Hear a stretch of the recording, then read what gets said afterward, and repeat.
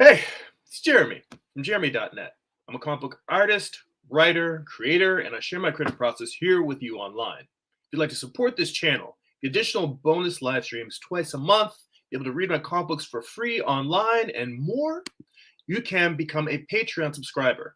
Go to patreon.com/Jeremy. That's patreon.com/GERIMI. For as little as $2 a month, you can get access to tons of bonus features. If you'd like to get a free digital sketchbook and get monthly work in progress animated GIFs, little blog posts about just what my creative process is from day to day, little things that I'm working on, life behind the scenes, you can sign up for my monthly newsletter at newsletter.jeremy.net. And if you'd like to get physical copies of my comics or free digitally on Kindle or Comixology, you can go to amazon.jeremy.net. That'll forward you to my Amazon author page. You can pick up books like my first graphic novel. It's a standalone comic book called Eye of the Gods. It is a psychological thriller about a man cursed with visions he cannot control. You can also pick up volume 1 of my comic book Morning Star. Morning Star is Lucifer's Fall from Heaven told as a Western. The whole series is 8 issues. This book contains issues 1 through 4. Wow, the lighting is really weird in here. All right, and volume 2 is coming shortly. I'm putting the final finishes and touches on that. And if you go to my main hub, jeremy.net, not only can you find links to all of my social media, but you can also pick up the individual copy issues. The only issues left are issues 5, 6, and 7, the last half of the series. And 5 and 6 are going fast. It's mostly 7 and 8 that are left. But you can pick those up at jeremy.net. It's mostly for people that I've seen at conventions in the past years and have been buying the single issues and want to have a full set. But most other people, I figure, just get the trade. And before we move on, I want to give a great, strong vocal shout out to my friends Vince Moore and Jesse Toves. They have been integral in helping me finish up volume 2 of Morning Star. They've been giving me some great feedback, catching some typos, and making some revisions and tweaks to that. So I got to finish that up this weekend before I get that off to the printer. But I just want to give some love to those guys right off the top, say thank you so much. Let's see. Negra Frazetta's in the chat. Says, I got internet. We were chatting earlier in the week on the art book study group. Or was that last week? I can't tell. My days are all messed up. No, it was this last week. Yeah, we were talking about his crappy internet situation, and it definitely sucks to not. I mean, hell, if I didn't have internet, I wouldn't be able to live stream. I mean, I suppose I could do it off of my phone. I have done it off of my phone in the past, just off of cellular. But it also depends on what kind of cellular service you get. So there's that. All right.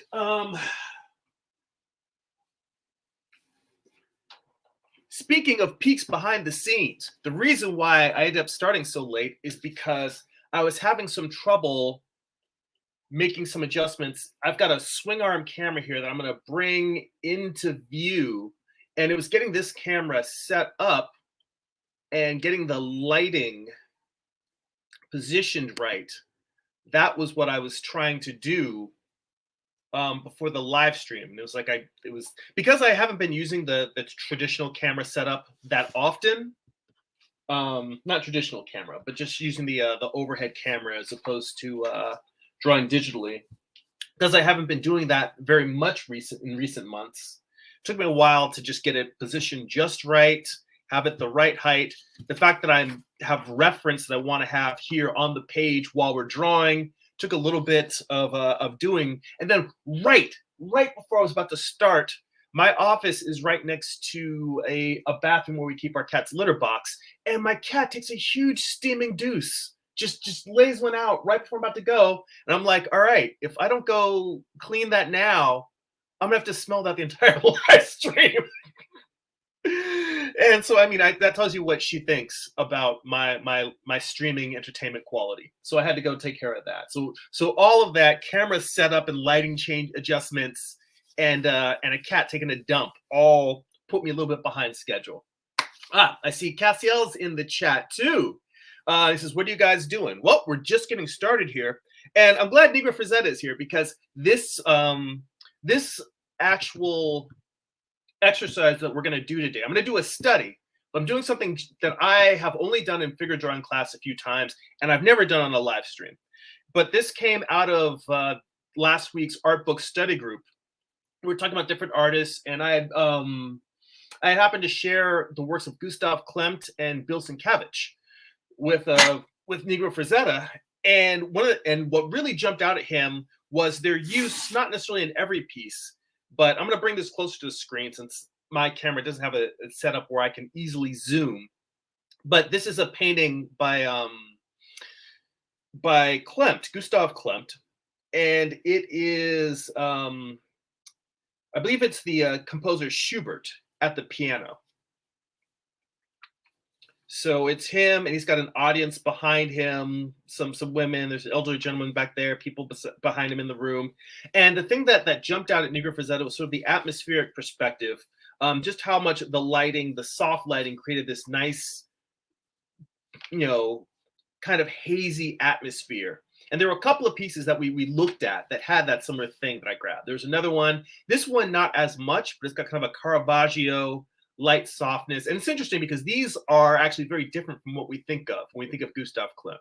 We think normally of the intricate design patterns, the very fashion-looking, dresses that women are wearing with like the beautifully rendered faces coming out of them. But well, for instance, this like we tend to think of pieces more like this. But even with this, the figures that are rendered in there, some of them have like very nice, hazy, soft edges. So, and Negro Frazetta said, how do you get that hazy feel? And obviously, when you're working in oil painting, it's just a matter of brush technique and brush control to get soft edges as opposed to hard edges. But in terms of just doing a study on your own, if you're not an oil painter, there's a technique that I was shown in one of my figure drawing classes. And I'm just going to quickly block that out here, and I'm going to show you this this technique. So let me see here. And I don't actually know what the official name for this technique is. Negro Frazetta said maybe it's called pickouts or picking out the lights. I'm going to try and leave my reference here on the side whilst I work. And hang on real quick. I'm going to open a window, and I am going to put, for those of you who aren't familiar with Gustav Klimt or Bill Sienkiewicz, I'm going to put links to their Klimt's Wikipedia page and Sienkiewicz's website in the chat, so you guys can look at this and see kind of what we're talking about. But first, let me grab that.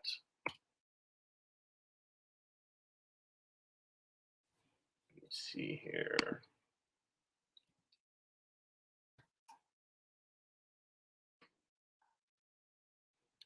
All right, so first I am putting in Klimt's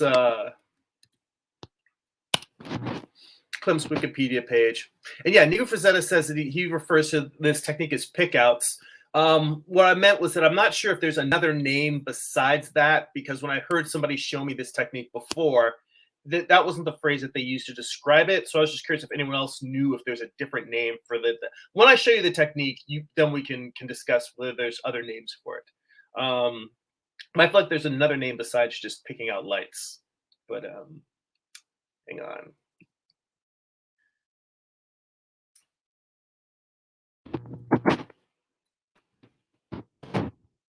So basically what I'm going to do is just create a small cone square of charcoal, and then I'm going to draw, like I'm just going to smooth it out, draw a rough composition in there, and then use an eraser to erase out the areas that that should be highlights. And the benefit of this is that it just gives you really, really soft edges. I mean, you can also get this technique working in watercolor. I'm going to be using charcoal. You can get this, a lot of pastel drawing and pastel work has very soft edges. I see Jay King's in the chat. He said, "What's good?" It is all good. We're sitting here experimenting, trying some different art techniques. So I'm going to start with just drawing a square that's approximately the proportions. Oh wait, this is a hard charcoal. I need a soft one.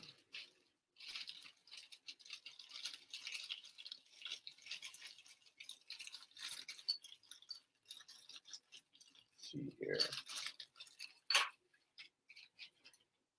All right, so I'm going to start with just drawing a square that's approximately the proportions, the approximate aspect ratio of the piece that I'm using for reference. And I'm using charcoal for this because it's nice and soft. You can do this with graphite. You can do this with a lot of different mediums. But if you're going to do it with graphite, I definitely recommend using something like a 4B pencil or a 6B, something that's darker. Because if you just use like an HB or a number 2 pencil, it's really the how much the material smears that gives you the nice haziness to it. And if you're using something that's a harder graphite lead, whether you're using charcoal or graphite, if you're using something that's a little bit harder, it's just not going to smear as much. And if it doesn't smear as much, it's not going to give you a smooth tone. So first we just start out with a simple, just a block in. That's about the proportion of this piece. Maybe not perfect, but that's okay. It's not a perfect study.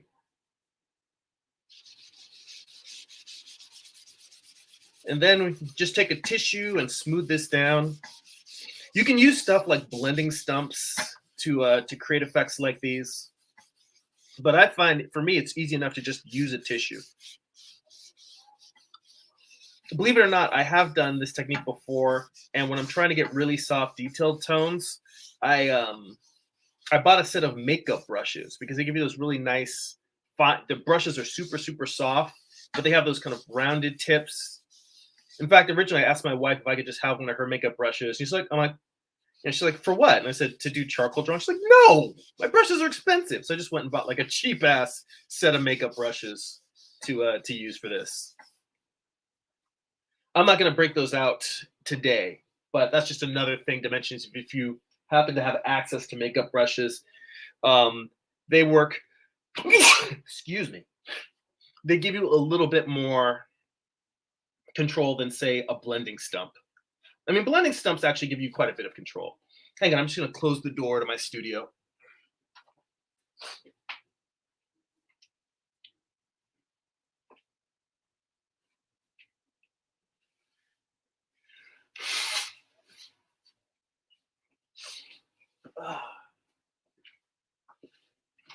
It went from cold weather. It went from hot weather to cold weather in LA. And now it's back to not hot, but warm again. And every time the temperature changes in LA, it wreaks havoc with my sinuses. Let's see here. Cassiel says, I have a PDF of Loomis about head drawing. It's very interesting. Yeah, Loomis has some great stuff. If you ever have a chance to get the whole book,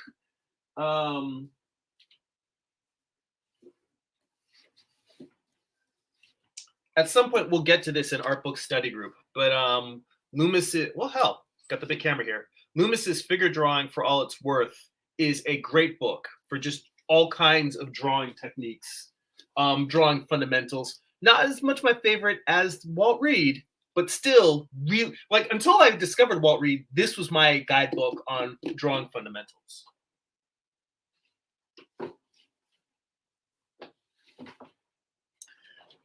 Still very excellent.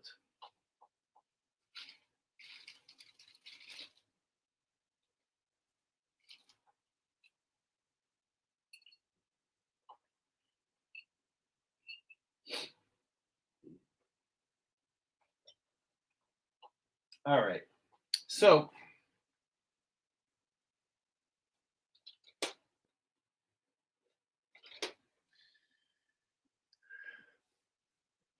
let's see here. Byron says, to be fair, those makeup brushes can go for like 20 bucks for over 20 bucks. So I don't blame her.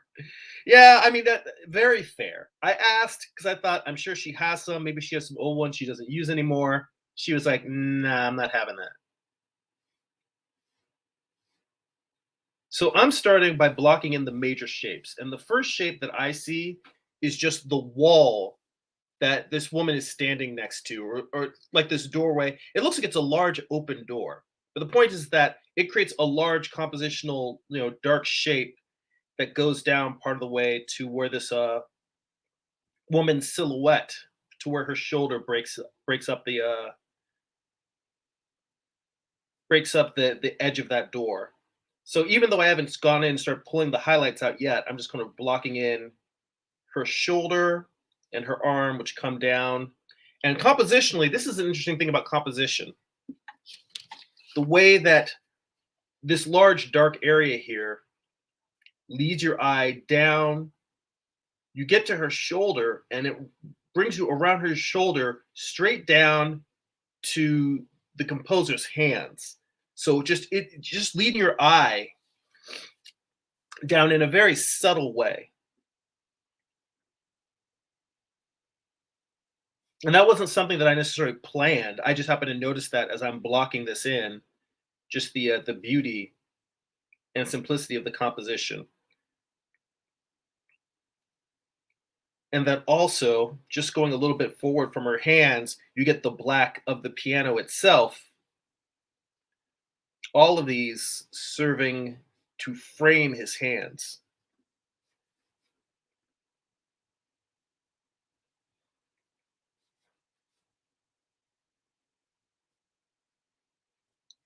So what I usually like to do with something like this is, before I start pulling out light, I like to draw where it's just the dark and then dark on top of that dark. So then coming back on this side, I may try to figure out, before I come in and, there's a lot of complex shapes in here. So I'm trying to say, all right, what's the big dark that's framing this whole thing? Now, I could say, where does that door end? Which looks like it's the door kind of ends over here, but then there's dark kind of behind this woman's head. But I could say overall, lightly, that there's this, I guess, this shelf that's standing there, or this molding, and that seems to be maybe 2/3 up. And interestingly, almost parallel with the painter's head. I can look and see, all right, if I go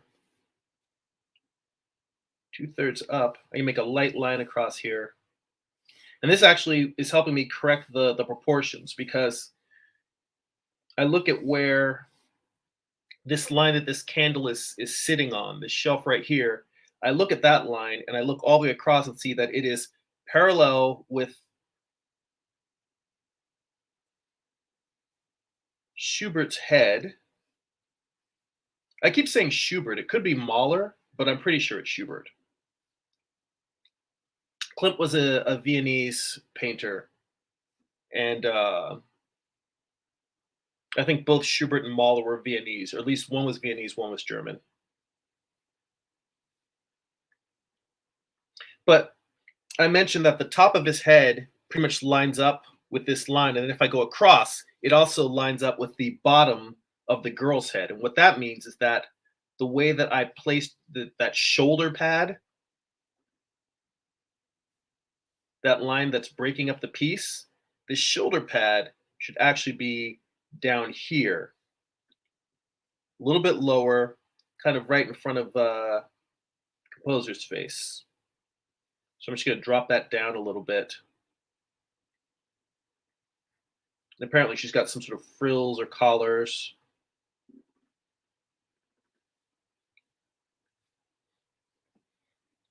So this line can come down a little bit more.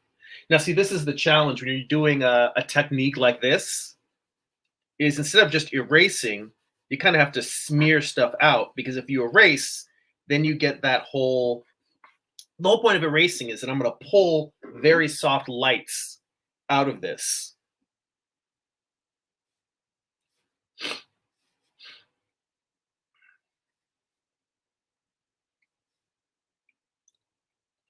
So I've got the composition coming And basically now there's a group, there's a mass of three figures that are grouped behind Schubert. These two women and a man.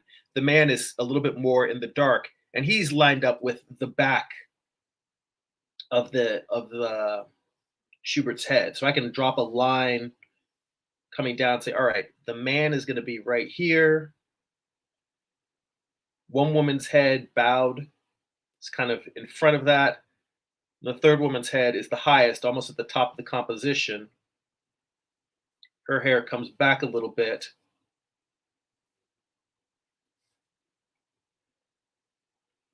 Her head is kind of facing up, almost as if she's singing. Her mouth is closed, but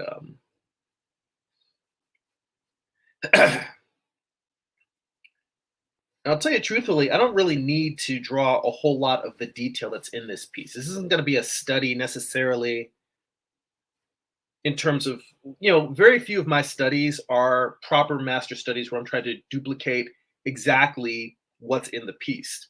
What I'm generally going for is I'm either studying composition or I'm studying anatomy. In this case, this is a study of edges, because it's the soft edges that are the technique that we were discussing in our book study group last week. And I don't want to put too much detail in here for another reason, which is when I go in here and start pulling lights out, I'm not sure how much of this detail I'm going to lose. I know I'm going to lose some of it. So I don't want to get too caught up in it. Like, for instance, if I started drawing details into the face, it's like it would be a waste of time because I'm going to end up losing a lot of that. Let's see here.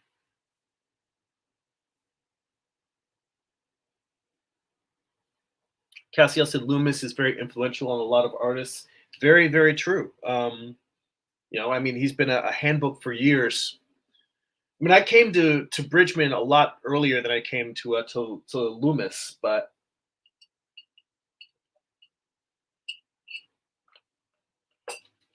the thing about Loomis, Bridgman gets to the essence of the fundamentals, but I feel like Loomis is easier to understand.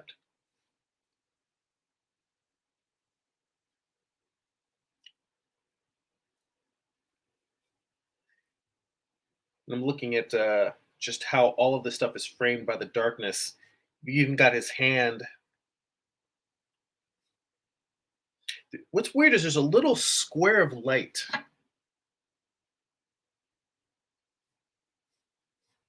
I'm not sure what that even is supposed to be, but it's compositional. I mean, it looks like it could be like a woman's dress behind him, or maybe it's his belly hanging out from his jacket. I can't quite tell.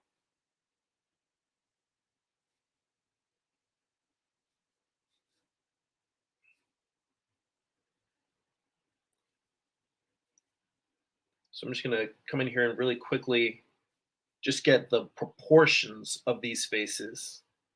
This other woman, head bowed.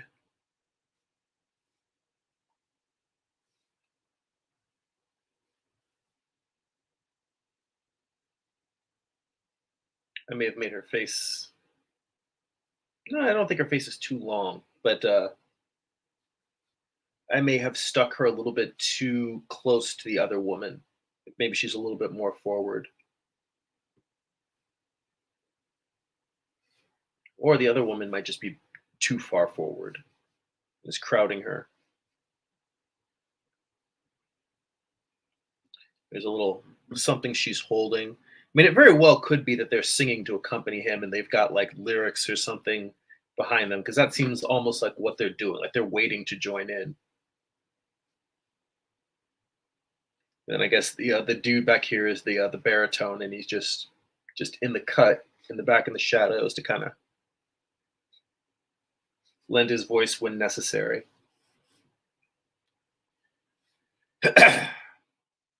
This little girl in the front doesn't seem to need anything. Got a little sweet little Austrian girl afro. There's another figure way in the back, just kind of compositionally tucked in between the door and the girl's head and her shoulder. I'm going to drop her shoulder just a little bit more.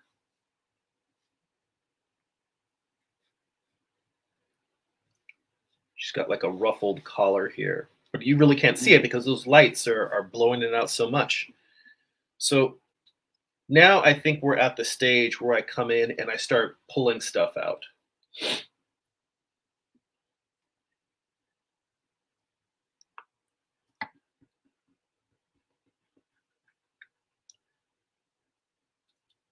Now, I actually probably went too strong right from the jump. What I should start with is the candles, because I'm gonna have to come back in here and draw some stuff. When I say some stuff, I mean draw back in some tones.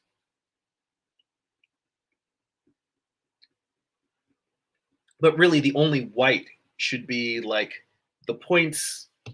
If I bring this back in here, the only real white in this piece are like the points of the candles, the tips of these candles, and there's little like glints, like on this woman's ring, like the edge of maybe there's a chandelier in the back of the room, another candle in there.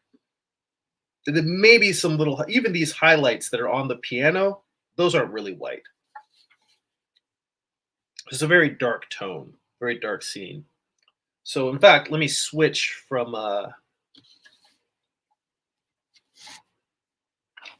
pull this over, a little more room. I'm just going to use the kneaded eraser. And instead of really erasing a lot, I'm just going to sort of pull up some of the tone. Well, now the thing about it is that using the eraser, this gives me more, I can work a little bit quicker.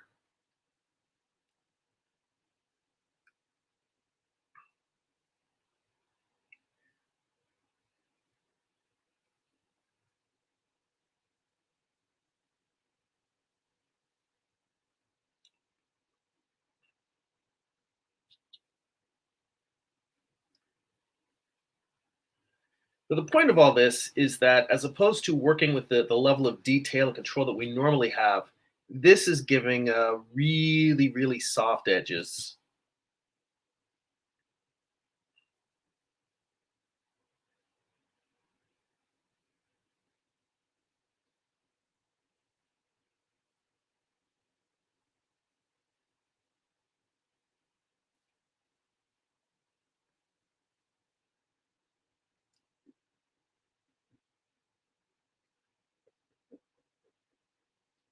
Nice kind of light, hazy, a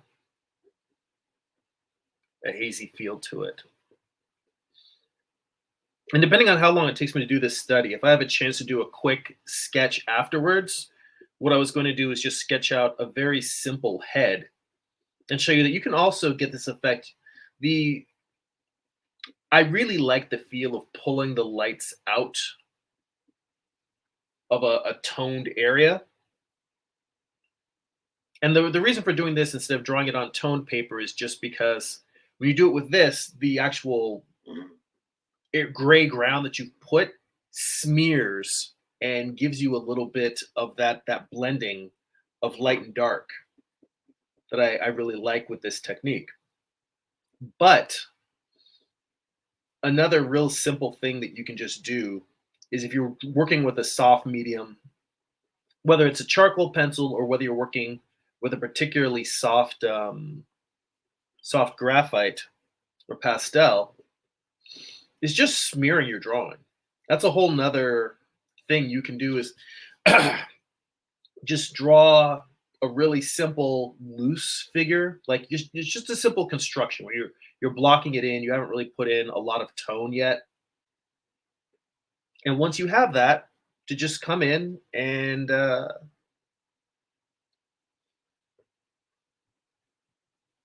like I did with in the beginning, where I smoothed the whole thing down with tissue. You can just take that loose construction and maybe put some tone around it for some contrast, and then just smear the whole thing. Just smudge it down.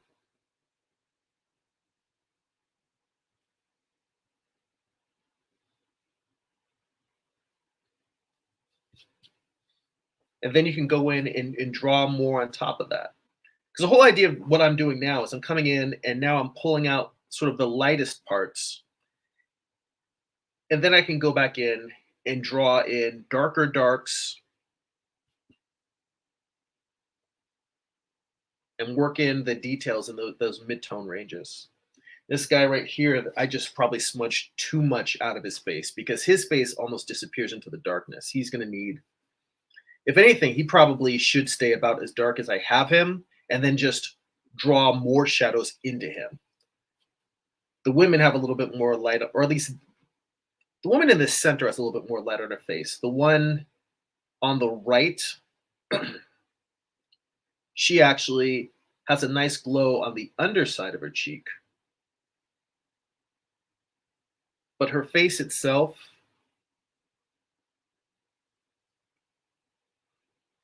she actually has kind of like that dramatic lighting that you see in horror films where it's all shadows up top and you're getting struck by light underneath.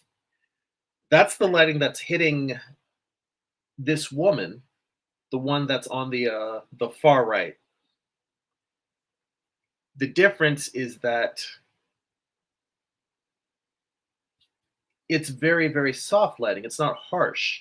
And it changes the tone from horror really to romantic or intimate. I mean, it's not romantic like, ooh, sexy romantic, but it's romantic in kind of like the sense of the romance, the gothic romantic lighting.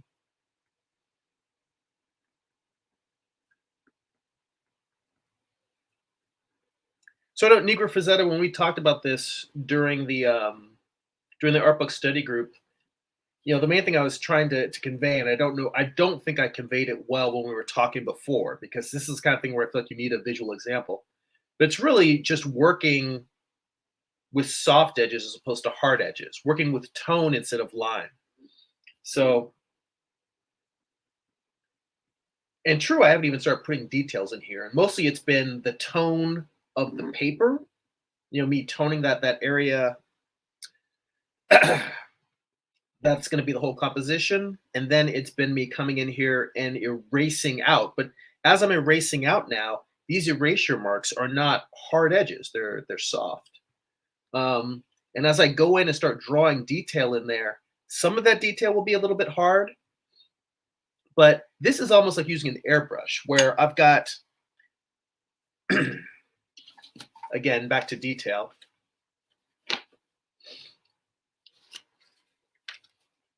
If you can see the hand of the woman that's on the far right. And part of the challenge of this is that the image itself, first off, you're looking at a printout, and it's not a high quality printout, but also the fact that the painting itself is very soft edges. But there's the fingers of her hand up to the knuckle are facing the light. I mean, up to like the knuckles on the fist. You get to the knuckles of the fist, and then it goes into shadow as that part of her wrist is turned away. And then you get to her wrist, and it's light again. But then as it's light, it's traveling softly away from the light source. And it's getting darker and darker. So you get this soft gradient until you get to the back to her elbow, which is now being lit from behind by another set of candles. But the point of it is that you've got these multiple light sources and you've got really soft edges, but they're still doing what light does, which is describing the changing planes of a form. Her hand is basically like, here's the knuckle, here's the hand that's facing the light source coming from this way. Here's this side of the hand in shadow going down, and then here's the wrist that's sort of facing more in the direction of the light, getting more light. In fact, I don't know if we can get the same effect, but let me see what happens if I turn off one of my lights here. You can get this is a less dramatic version of the effect. So you're getting light hitting this surface coming from this way, shadow on this surface, light on this surface again, but as it moves away from the light source, it drops off to the dark. And then, like I said, you get to her elbow, and that's in light again. So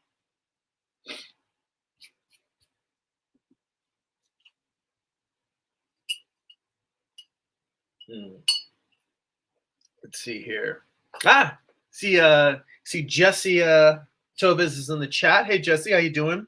Dude, at the top of the show, I gave you a shout out. Thank you so much for the notes and the proofreading on Morningstar Volume 2. I'm going to be going through those later today. And I mean, I already went through all of them, but I'm going to go through and start actually implementing them. So I give a huge shout out and huge love to you and to Vince for getting back to me and giving me those notes. I greatly appreciate it.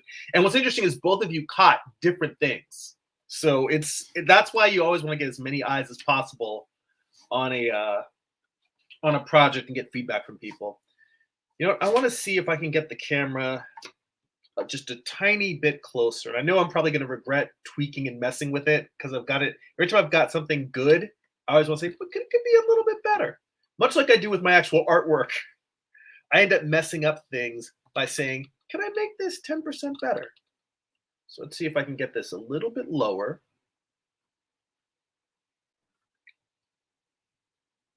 Then straighten this angle.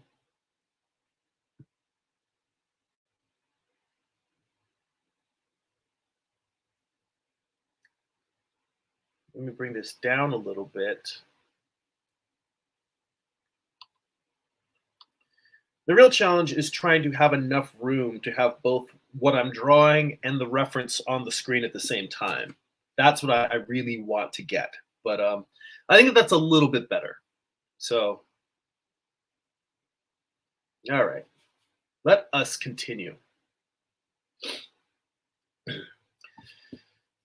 So for those just joining us, we're doing a study in soft edges off of a Gustav Klimt painting of the composer Schubert at the piano. You know what? I have to check because I added the that Wikipedia page.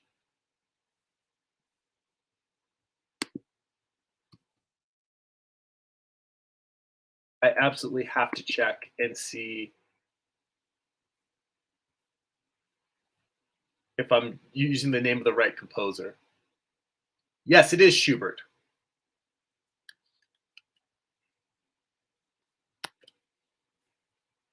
The piece is called Schubert at the Piano. It was destroyed. It was painted in 1899. It was destroyed in 1945. There's a series of his paintings that were destroyed by the Nazis. Klimt was alive well, wait, when did he die?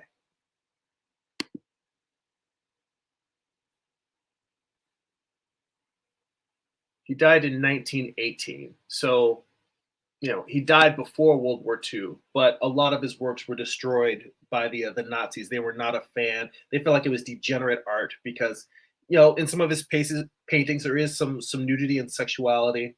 I think it's just the fact of it showing people. It had a very liberated. His work has a very liberated sense of joy to it. Even when he does occasionally some darker subjects, which his stuff isn't really dark, but he'll do some sort of heavy metaphysical works, and some of those were rejected by, you know, the German society at the time for being kind of heretical.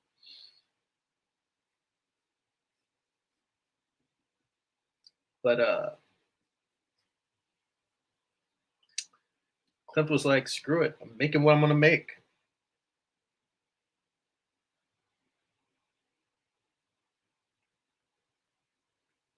And the nice thing now is because I've got those lines there, I want to get rid of those lines anyway. I can just use those lines that I drew as the place to just erase out.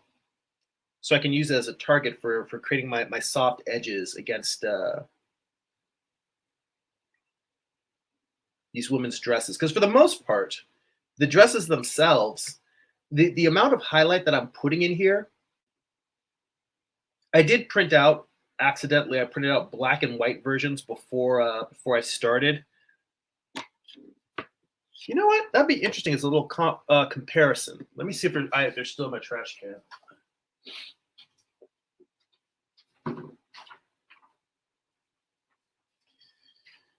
Yeah, so the point I was going to make is that these lights that I'm drawing in here are a lot lighter than they really should be. And for the most part, their dresses are more kind of in a neutral gray. And if you compare this black and white version to the color. And in theory, I could just paint just from this. In fact, now that I look at it, originally I didn't want to because I felt like I wanted you to see the color piece and get the sense of the perspective, the atmospheric perspective that's in here, not in terms of distance, but just in terms of the soft lighting. But I think it actually does read a little bit better with the black and white. You do get a little bit sense of more, because now what happens is the grays really enforce sort of the stark contrast between like the rest of it feeling kind of how the figures just sort of subtle gray in the background. A lot of it, it really is, it's mostly blacks and then grays with just patches of light going through the lighter areas. I should not have prejudged the idea of drawing from the black and white. I guess it's because I didn't want to mentally cheat. In my mind, I feel like that's one of the things that I personally still need to work on, is improving my capacity for reading color as value, meaning light and dark, or well, color as tone. Value, you know.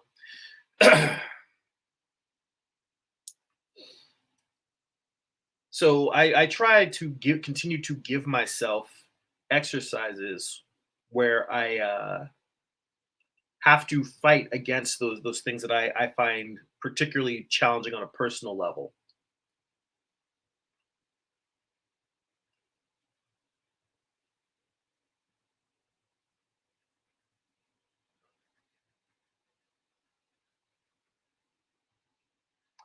So I'm just lightening a little bit more of this, and then what I'm going to do is just maybe come in and put a little bit of tone around the candlestick. The other thing is when you do this technique, for the most part, once you put down the tone, you're never going to get it back to perfectly white again. If there are areas of white that you want to pull out, it's never going to go back to perfectly white again. But now I see more variation in tone than I saw before. Like the fact that I can see that surrounding the girl's head, I didn't realize that there was, I knew that there was white around her, but I didn't realize there was this shock of very bright white coming down one side of her head and coming down her neck. It didn't read like that to me when I originally was sketching this in. I just kind of saw the whole thing as sort of a whiter tone. Let's see here. Byron says, this really makes me want to give charcoal another try. It's been ages since I last used it. You know, it's funny.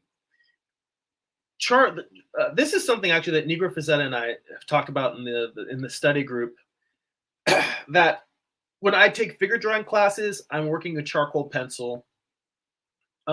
We tend to see people doing figure studies that, you know, charcoal pencil is kind of a frequent material because it allows you to work in a lot of soft tones as well as hard tones.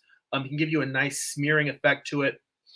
The thing about it is that when I first started taking figure classes, I drew in graphite for probably the first year or two. And it wasn't until I gained a certain amount of control over drawing the figure that I really felt comfortable switching with charcoal pencil. And I bring this up simply to say that it takes a while to get the hang of it.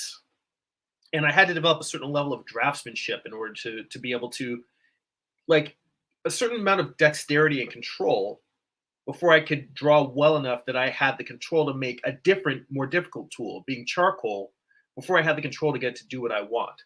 So I'm saying, yeah, maybe you should give it another shot. But if you give it another shot and it doesn't work for you, I don't think you should say, all right, I guess charcoal just isn't for me. Like when I talk about inking comic books with a brush, I've mentioned this a long time ago. I haven't talked about it recently. It was just the fact that when I was growing up in high school, when I read articles, I always said like the best comic book inkers all inked with a brush. Now, the truth is, inkers use all variety of tools. They use whatever they need to get the best effect, the effect that they desire. But when it comes to specifically inking with a brush, I that was kind of like the high watermark, was developing the amount of skill necessary to do that. And in high school, I just didn't have it. And what would happen is every 5 years, I would get a wild hair up my ass to try inking with a brush, and I would do it for about a month, and I would just get pissed off and frustrated and give up.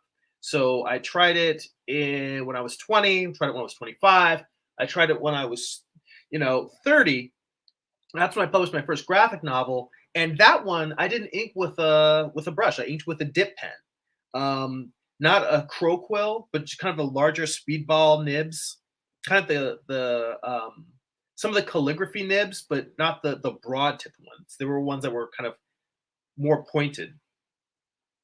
And it wasn't until, I don't know, after I was on the convention circuit doing convention sketches, when I was like kind of basically touring on my first book, like you would tour on your first album, that I started using brush pens. And the brush pens kind of helped open the gateway for me in terms of figuring out how to properly use a brush itself. And then I slowly transitioned to inking with a brush, and now I love inking with a brush. All of this to say, if you try working with charcoal again, Byron, and it doesn't click right away, keep working with other materials, or maybe try doing the things you want to do in charcoal, but with graphite, and just see how you can get closer to it. And what will happen is you will get to a point where you're like, wow, I can get pretty close to this effect I'm trying to do with just graphite. If it was just a little bit softer. And that's when you're ready to make the jump. It's when you're so close to what you want to be able to do, but you find that it's just the material, the actual, medium you're using isn't quite there. That's when you're like, oh, okay, now I'm going to try this thing that's been difficult before. And then it seems to, everything will see, for me, everything seemed to just kind of come together. All right. Now, I'm a little bit trying to decide here whether I want to go in and draw the darker tones and then just work on the details. Because if I drop in the darker tones, it'll make it feel a lot more finished, but it'll also be stuff that I can screw up very easily if I rest my fingers on the wrong spot. But you know what? I think you guys have known by now, after watching me, that I am not afraid to mess up. In fact, I'd say that the willingness to mess up and be okay with the fact that you screwed up something probably is one of the biggest advantages to learning to improve as an artist, is just saying, you know what? Yeah, this thing is almost good. I'm going to try for a little bit more, or I'm going to try something that I don't know if it's going to work, and I might destroy this piece. I think that's actually a healthy attitude to have when it comes to your art. Particularly because this is a study. I mean, if I destroy this, it's not like it's a painting that I was going to sell. If I end up destroying it because I just, put in the darks too soon, so be it. I'm also not using another tool that I would want. I have another eraser, like these click sticks, these Pentel ones. These are pretty good at getting detail. But I have another even smaller eraser. It's like a tiny, it's like a pencil.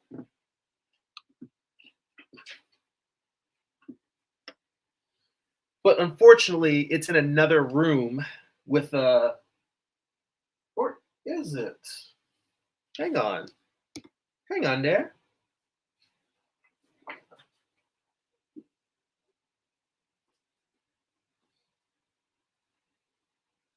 Aha. This thing is called the Mono Zero elastomer eraser. So it's like a plastic eraser. I guess it's called the mono zero because it's a mono like single thickness line and a zero because it's like super small eraser. Like if you compare this, okay, so here's the eraser versus the eraser that I was using. Let me put this out a little bit so you can see a little bit of how much is. See that little tip that this has. So this can give you much, much more detail. And if you even compare this to the pencil I'm using, for the most part, the pencil is thicker than this eraser. With this thing, I can go in here and really actually draw. Like I know, so there's a little detail here in this jacket or her dress that's a little bit um, frilly. I can come in here and instead of erasing out large parts, I can come in here and actually kind of erase. Like this really does become a drawing tool. I can come in here and I can put a hard line if I actually want to have some detail, but I'm drawing with light. This would be the equivalent if I were drawing on tone paper where I'm using like the white charcoal to really draw detailed edges.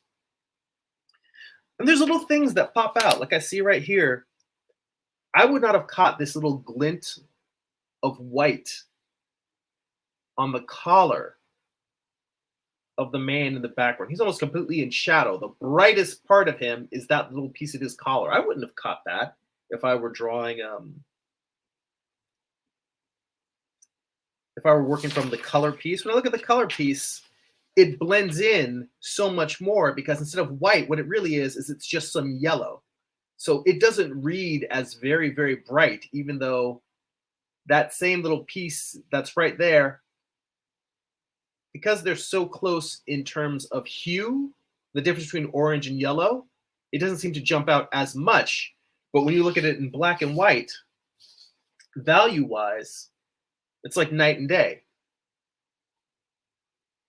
So little things in here. It's very subtle. But I mean, hell, that's why it's a master studies, because I'm looking at the works of somebody who, you know, he's a brilliant artist, really knows his tools, knows his techniques, knows what he wants.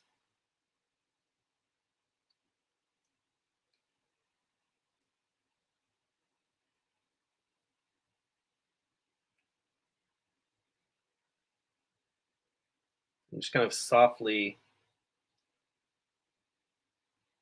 drawing in the ear here.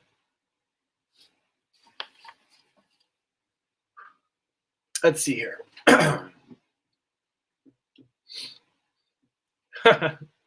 Cassiel said, "Where's Amar?" Amar is probably grocery shopping, or he might just be busy working on his own animations. In fact, Amar also has a YouTube channel. Let me see if I can. I don't know if he's been posting lately, but sometimes he has times where he's live streaming. I don't think he's been live streaming at the same time I do lately. I actually haven't had a chance to check in on his channel, but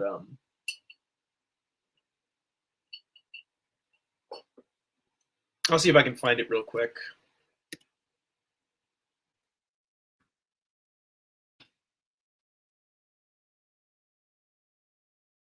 You really enjoyed that debate that you had with Amar last week. Not the debate, but an interesting intellectual discussion.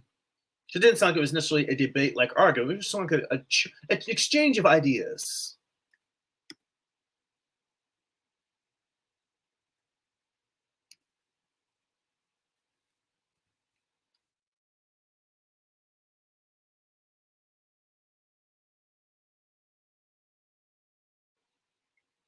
Let's see here.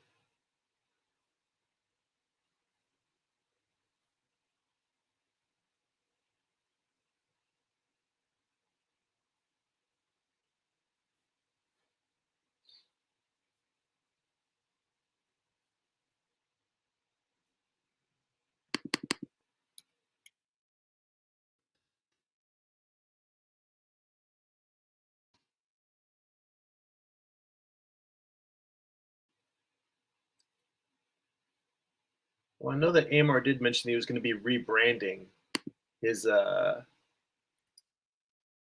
site, so maybe he changed screen names for the new site.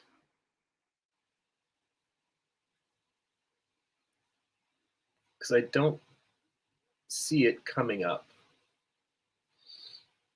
The internet is fickle that way. All right. Anyway, let us continue. I see Professor Diaz in the chat. How you doing? See JRR is in there. He said, "Whoa, that's cool. Thank you so much." I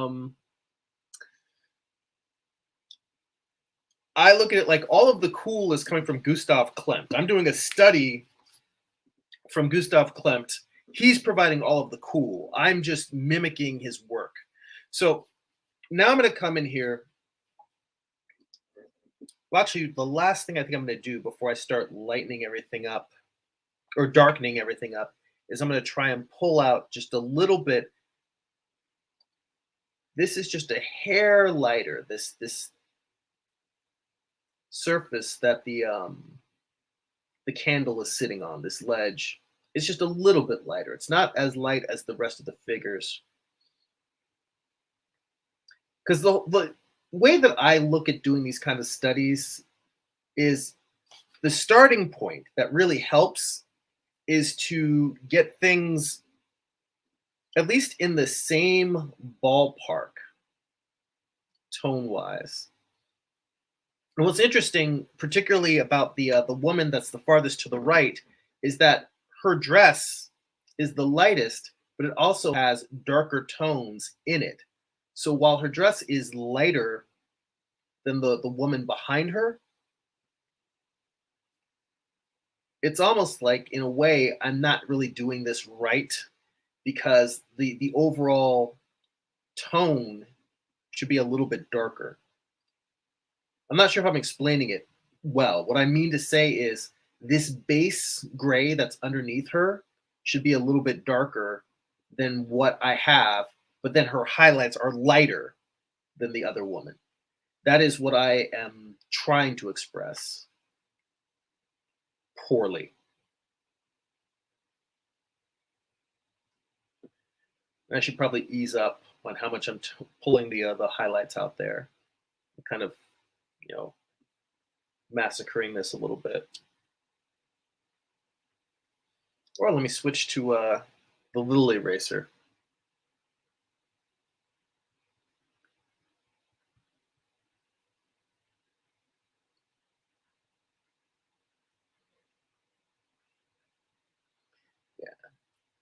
I shouldn't get caught up in all of these details because this is the kind of thing that the kind of details that I'm putting in now really are the kind of thing that should come in last, and I should focus more on the overall tone. So I think it is definitely time to start blocking in the darker values. Now I'm going to start with noting the difference between the dark and the really dark value. Jay King says it looks thumbs up. Thank you, Jay King. I appreciate it. So when I look at this, the first thing I notice is that Schubert's coat and the piano are the darkest thing. Like they are black, blackity black, original black. But if you compare that to the door and the wall that's behind them, it's dark, and the area directly framing his face is as black as his coat. But you can see a lot of texture in the door and the wall behind him. That's just like it's a dark gray. And those subtle distinctions may not necessarily seem important, but they are. It's these subtleties that allow you to read the difference between the wall and the figure. And also same behind them, behind the whole entire composition, the area around the this candle, it's dark gray, very dark gray, but then it goes to that black that's in his coat, kind of at the black at the far corners of the piece. So I'm going to start really by just darkening in his coat, and here I'm going to go as dark as I can get, really.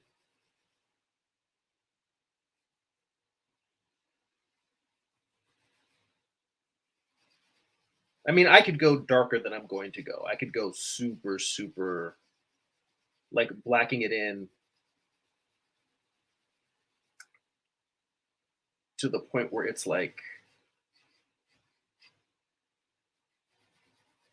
a super flat black. But then it really will be everything on the piece that I touch, I'm going to smear something. And I don't want it to be that delicate.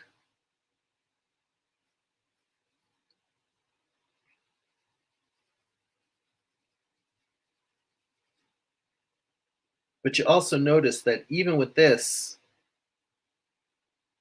I'm trying to make it a point to not use a line, but to use tone, a very dark tone, but using tone to create the edge of the jacket as opposed to line, because that back of the coat is a very, very soft line. It's a very definitive shape. It's a very, very definitive shape, but it's still a soft edge. You know, imagine, and this is one of those things where it's not just the atmosphere that's being described. The tone of the jacket feels like it's a wool coat, a nice heavy winter pea coat. I mean, it could be velvet, it could be wool. I mean, it's some sort of Victorian era jacket.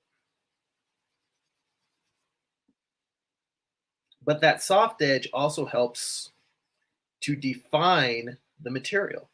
Because if I were to draw this with a crisp line, it would feel a lot more modern. It'd feel a lot more like a suit jacket, like a contemporary suit jacket. You know, some sort of cotton polyester blend. And I'm getting some, this is how I know I'm getting to the level of black that it needs, is I'm starting to get charcoal on the surface. But the interesting thing here is I can see, let me raise this up a little bit for you. So you can see there's little flecks of charcoal. If I tilt this a little bit, you can see there's little flecks of charcoal on the surface. Now I could just blow them away, but I can also use these little flecks of charcoal and smear them into the surface. Kind of help add to that whole effect. Now, right now, it looks like I'm pulling out more than I'm adding. So I'm going to come back in here and darken that in a little bit more.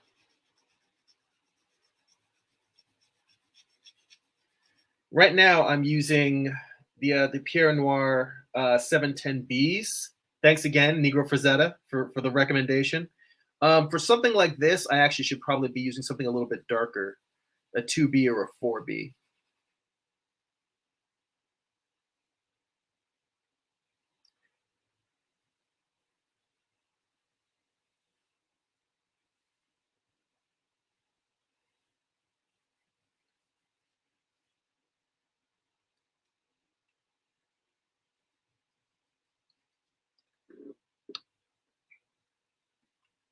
But this whole thing is really just about getting soft edges. I have not been looking. I just noticed that we're already at an hour. But I'm going to go ahead and finish this piece, or at least move it along in terms of blocking in the major blacks. So I'm not going to do like what I was going to said before. But, well, you know what? I probably will, just because I've kind of feeling my oats today. I'm going to try and finish the major block in of values. And then I'm going to come back and just draw a little piece, a little figure on the side, and smear it and show you what I mean about an alternate approach to this.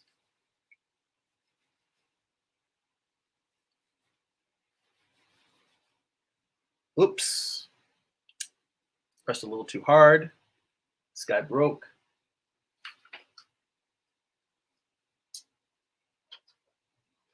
Fortunately, I usually have 3 pencils sharpened at any given time. This is dull because I was doing some figure drawing yesterday. I was working on, I started a new class with Carl Ganas, Heads, Hands, and Feet. And I was just going through and just redrawing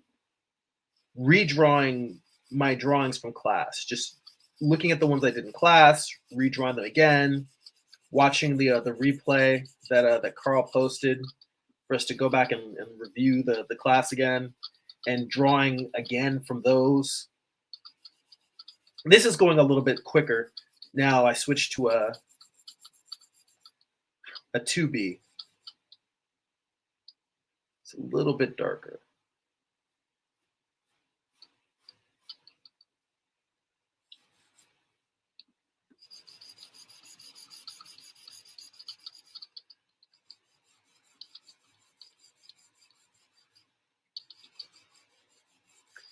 But yeah, I did not sharpen my tools before the live stream the way I normally do. Like normally I am obsessive about when I finish drawing,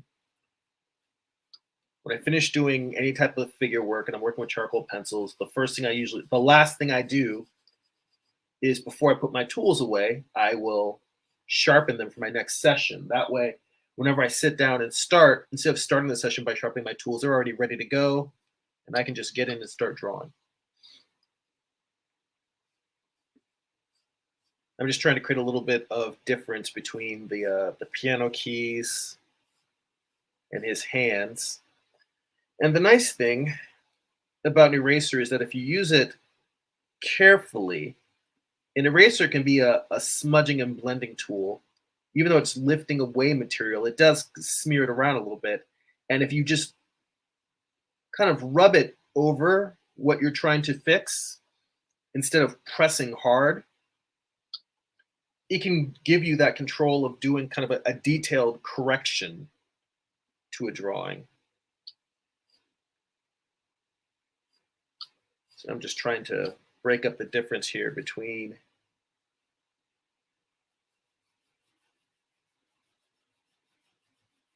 his keyboard and the girl's dress.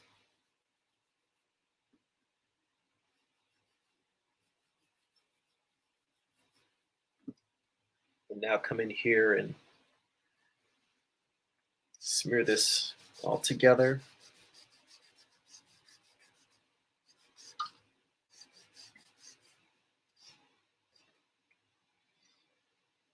I'm going to put in a little bit of tone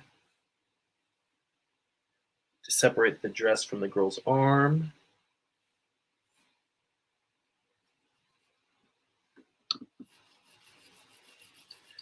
And even there's not that strong a gradient in here, but I'm going to come up from the bottom of her dress and I'm going to add a little bit more tone.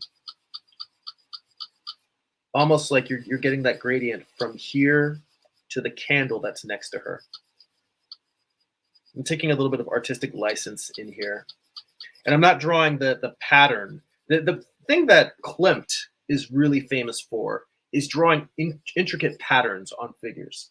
And he's got this nice pattern in here, but even with that, there's still a softening, a soft gradient. Like it's darker right by the piano keyboard than it is near the top. And it's not a hard edge, but there's a harder edge down here at the bottom, more than there is in the most of this piece. And interestingly, the highlight on her arm seems to be coming from that light that's on the other side of the room.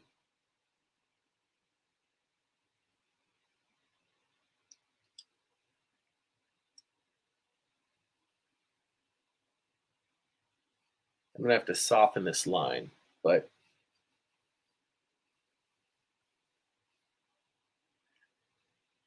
coming in here and now darker, but not quite as dark as this coat, which is going to be interesting because then I'm going to go super dark when I'm framing his face.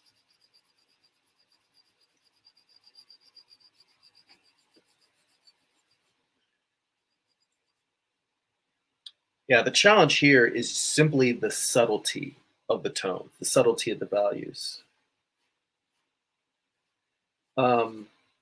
And that's something that I personally am trying to work on, is being more subtle, because, I'm one of those guys where, I draw like a hammer and everything looks like a nail. I'll put in a little bit too much tone, a little bit too much value. Everything's a little bit more high contrast and not subtle. That's not saying that I need more detail. It means that I need to be more subtle with the detail that I do put in. Um,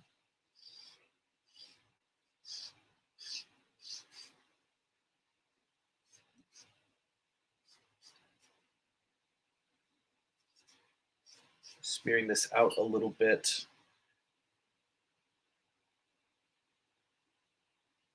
Just such a simple thing. I'm just trying to get this this separation between her arm and the dress.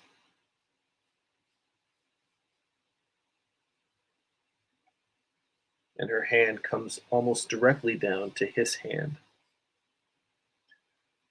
Like all of the figures, everything that's in this piece is directing you towards Schubert's hands. It's doing it very subtly, but that is the destination for the whole piece.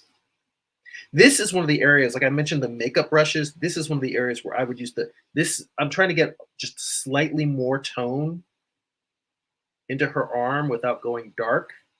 This is one of those things that I would use the makeup brush for.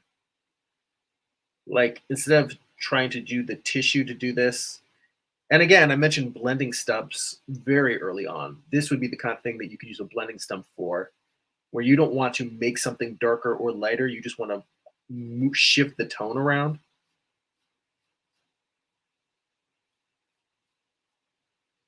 Because I don't want to draw attention to her hand. I don't want to draw attention to her arm. I just want it to be slightly darker.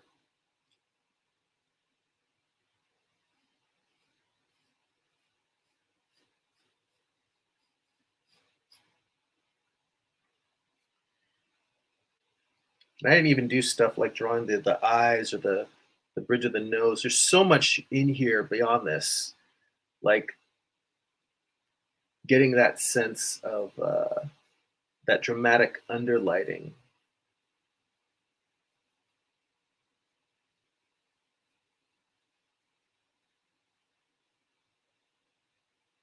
I should really be focusing on the large areas of value around the whole figure. But I just looked at this and I'm like, there's so much going on there.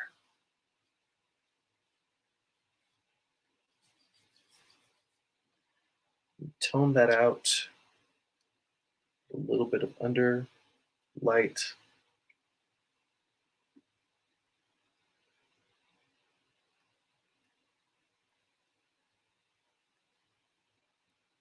Little subtle things.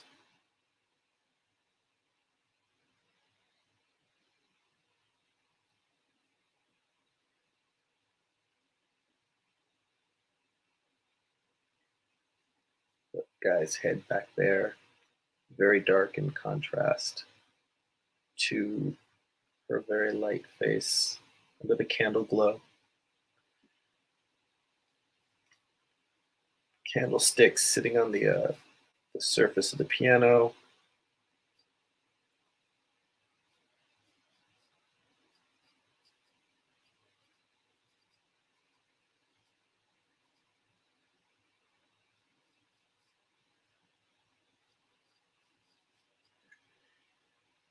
Now with this tiny thing, I can actually do what I was trying to say, which is I can come in here and just really try to erase out as much as possible and give you just a little smudge of light. Or you know what? I always said I'm not afraid to screw something up. Let me come in here with a little bit of white, with a white pencil, and see what happens if I throw just a little bit on there, on those points. Like I said, you can never get to go back to true white, but you can throw a little true white on top of it.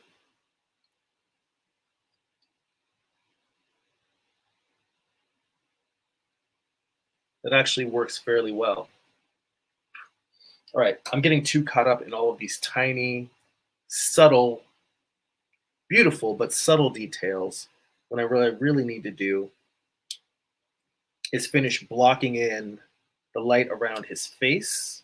And I should probably draw his nose out here, because once I go in there with dark, it's going to be really hard to work the profile.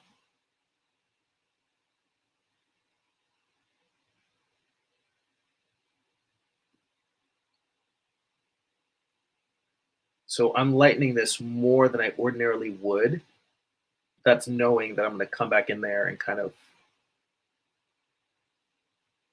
shape that silhouette. I'm going to draw into it some.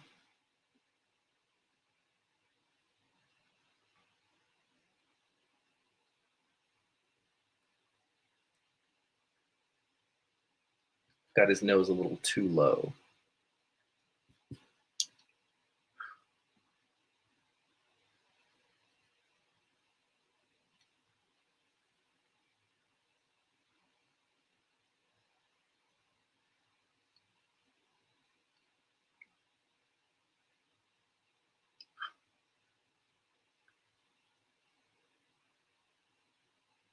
So at this point, it's almost like a mask that I'm drawing onto his face.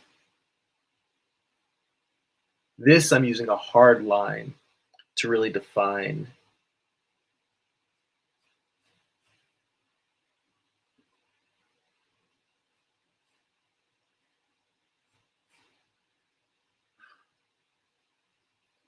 That's because on the other side of his face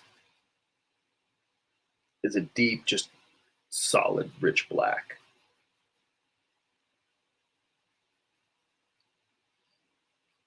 And what's interesting here is it's really just a matter of mentally exercising control, because it's really easy to just sort of scribble in value and just make this area darker, but not screwing up his profile, which I really don't think I got a great job of. I still don't think I really nailed his profile that well. But the mental focus of not screwing that up, it's skill, but part of it's also just really saying, all right, control your hand, being really attentive to what my hand is doing. Because sometimes when we draw, particularly for me, I can't speak for everyone else, but it's real easy to get lost in the pleasure of making marks, of just the drawing strokes, applying them to the surface, and that pleasurable experience can cover up the act of you really needing to exercise control over what you're doing. Now I'm coming in with strokes that are dark, but leaving enough light in there that you can get that shift in value that I was mentioning between his coat and the surface, the coat and the wall behind him being slightly lighter, having a little bit more texture. So I can come back in here and draw his glasses in later, his hair. I don't want to get caught up in the hair yet. Let me try and block in all of this other stuff. There's a big square in the background. And it's heading right towards the face. A lot of this is also, I try to use these things as compositional tools. Like I look at the fact that there's a square on the wall. If I flatten this out a little bit so you can see it better, there's a square on the wall. And I can look at that square and say, all right, the left side of it is farther out. It's actually out here. I'm not going to go back and correct it, but it should have been, that square should be out here farther to the left than the profile of his face. And the bottom should have been facing closer to the bottom of this guy's chin. These are all things that you can just use elements within a piece for measurement.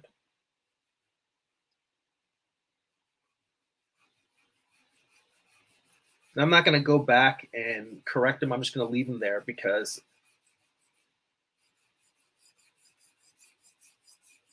I think for this particular study, it's not really important to get that just right.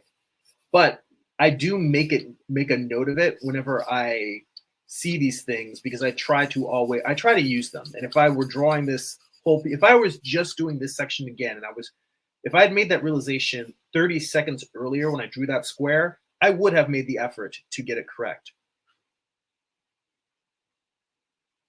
Now that I've done it, I'm just going to let it ride. But I'm always looking for those things. So it's important to call them out even if I'm not going to fix it.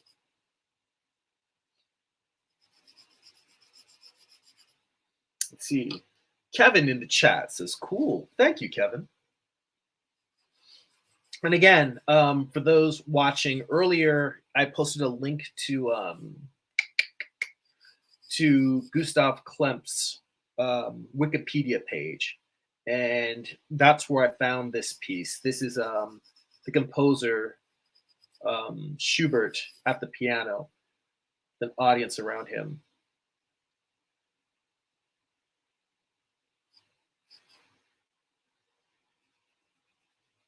So yeah, this whole thing of just doing a study with just soft edges.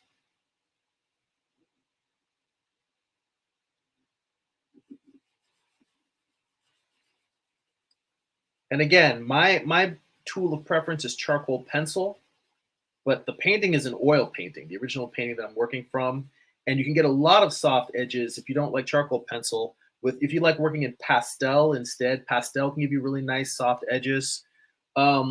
Watercolor is a little harder to control, but if you come in with watercolor, I mean, it's real easy to soften the edges. You can just draw something with hard edges and then just come in with just a little bit of water on your brush and soften all of the edges. So let's see here.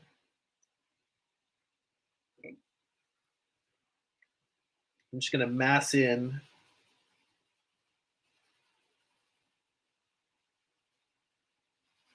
everyone's hair. And I think that'll probably be enough for this piece.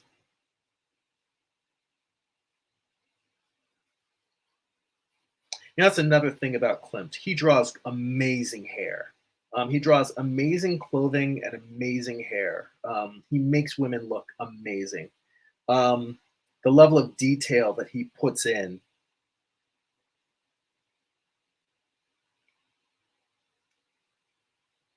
Like, he just pays so much attention to the cut and how the women's clothing is designed.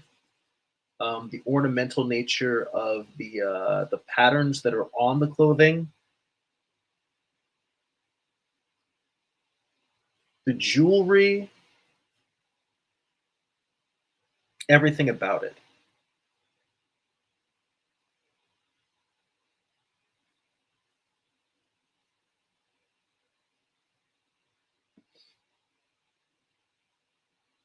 Now, the challenge I have here is I don't want to put a hard edge, but I'm trying to, with this area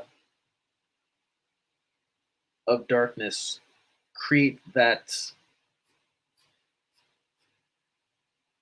border between this figure that I'm drawing, and the background.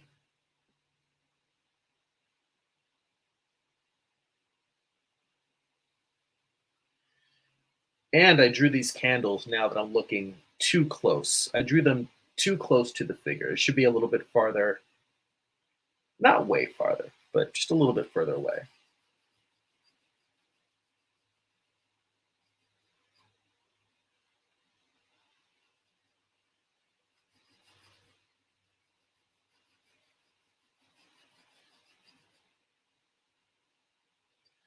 And I forgot to lift out a little bit of light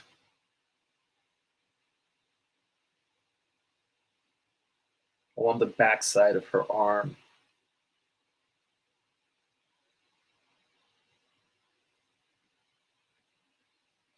Again, super soft. I should probably use this larger eraser so I can really soften that transition. But then there's a little bit of hard edges right underneath it, but it's hard edge light, not hard edge shadow.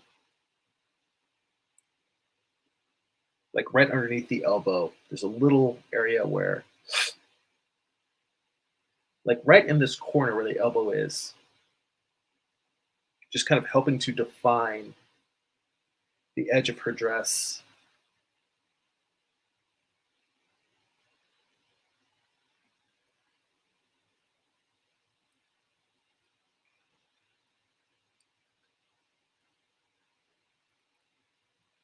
I mean, really, if I want to just get down to it and come in here with the white, and this can get really messy. If you start drawing white charcoal on top of black, it can just turn into like a gray mush that you can't fix.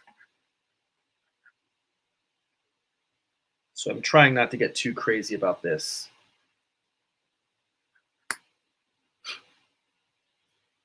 And not doing a great job because I'm breaking shit.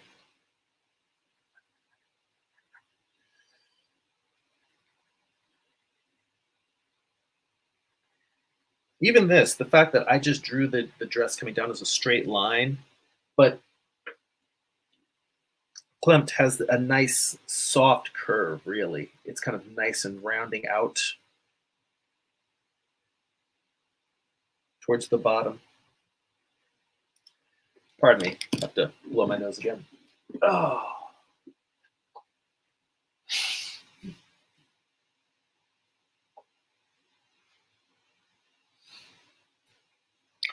I mean, how come you never see us on other people's live streams? How come you never see other artists constantly having to sneeze, blow their nose, or, so on and so forth? How come it's just me? Am I just sloppy? Is my body just like rebelling against me? It feels like I never see that with other people's works. Maybe they're live streaming for shorter periods of time. Maybe I'm just not. Maybe that is the reason why we were talking last week about why my channel isn't more popular than it could be. And I'm not saying that I deserve a wider audience. I'm saying it'd be nice, but I don't necessarily do clickbaity content or stuff that top 10s or top 5s of things. That tends to get a lot of traction. Maybe it's just because of me and my sneezy ass nose, and that just drives people away. Stranger things could happen. All right.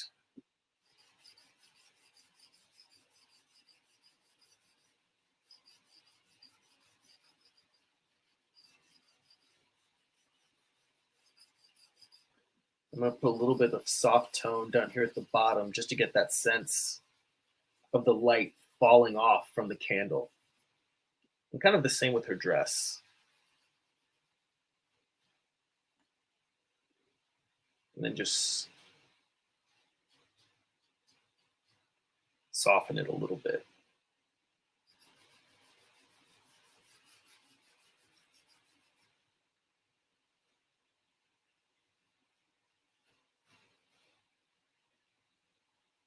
I'm just going to come in here and just basically just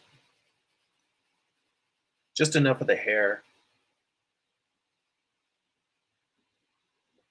And it's a shame that I'm just paying short shrift to the rest of the figures, because the faces in these paintings are really nice. They're a nice study in soft faces, but I mean, I'm going to come in and wrap this up with a quick head study after I put the last finishing touches on this. I mean, now at this point, all I'm really doing is just adding just enough tone to separate the figures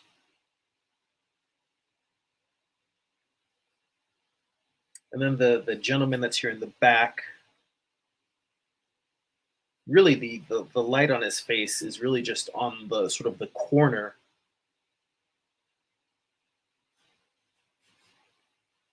kind of the corner of where the brow is.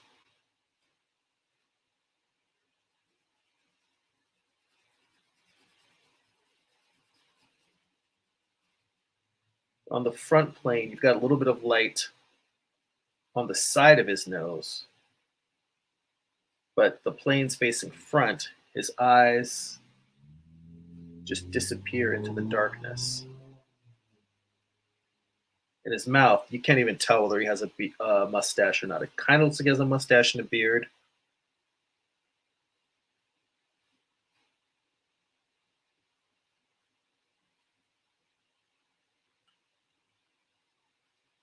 I'm gonna I'm gonna try and just really subtly well, actually, you know what? I think what I'm gonna do is just tone this down a little bit and then soften that. And that's gonna be it for this guy. Because he's really hidden back there. Let's see here. Byron says, I've seen it with other streamers. Negro Fazetta says, Jeremy, find a way to get your cats to draw and paint. That's an easy million subs. You know what? That is a good point. That would totally work. But am I doing it for it wouldn't help me as an artist making art. That's the thing. I think that you were totally right. Cats making art would be like a easy million subs live stream. But then I ended up being an artist. I'm just managing my cat's art career. And I don't know if that's necessarily something I want to sign up for. Let's see here. Byron says, that's a title for a video right there. How hay fever ruined my YouTube career. You guys are killing it.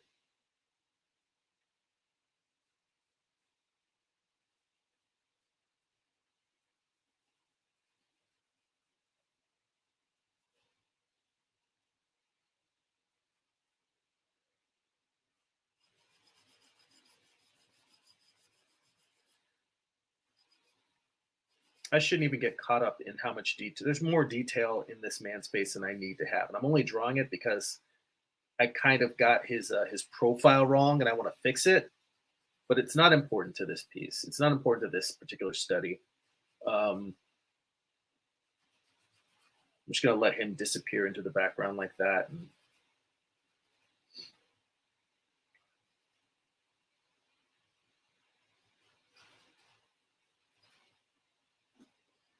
do need to pull a little light out on her neck here. I don't know if that's supposed to be like just her collar. Like there's like maybe a bunch of gauzy kind of like fabric around a collar, and that's catching light in a glow. I think that's what it is, because I don't think that's her hair, because her hair is too dark to be catching that much light.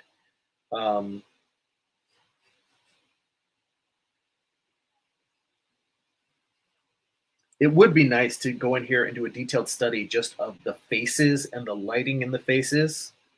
I'm not going to do that, but it would be very, very nice, because the way that the light is reflecting off of these three figure spaces together.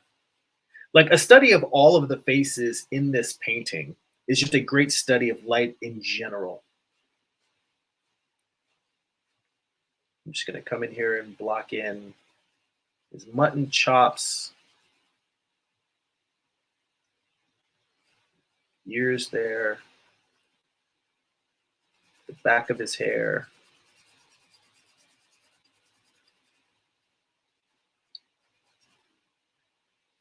The back of his hair is actually, covering up a little bit of the paper. There's a strong line at the back of his ears there.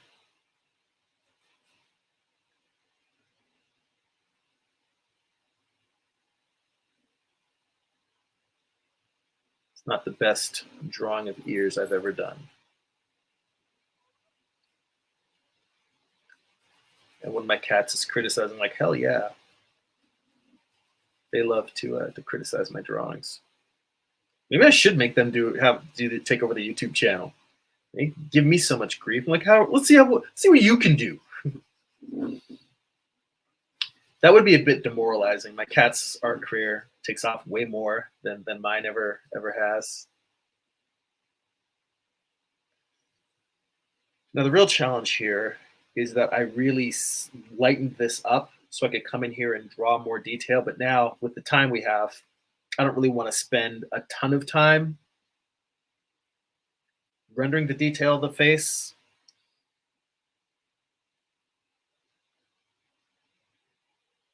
I just want to get the fact that there's, well, first off, I need to smear some tone back into his face.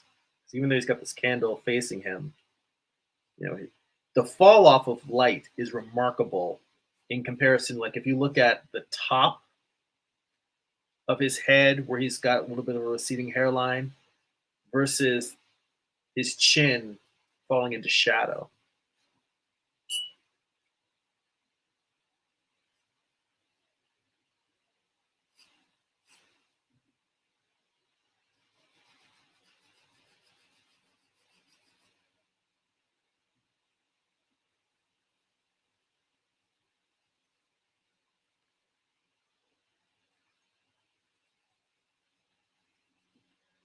Got the mutton chops, but then I'm trying to get the shadow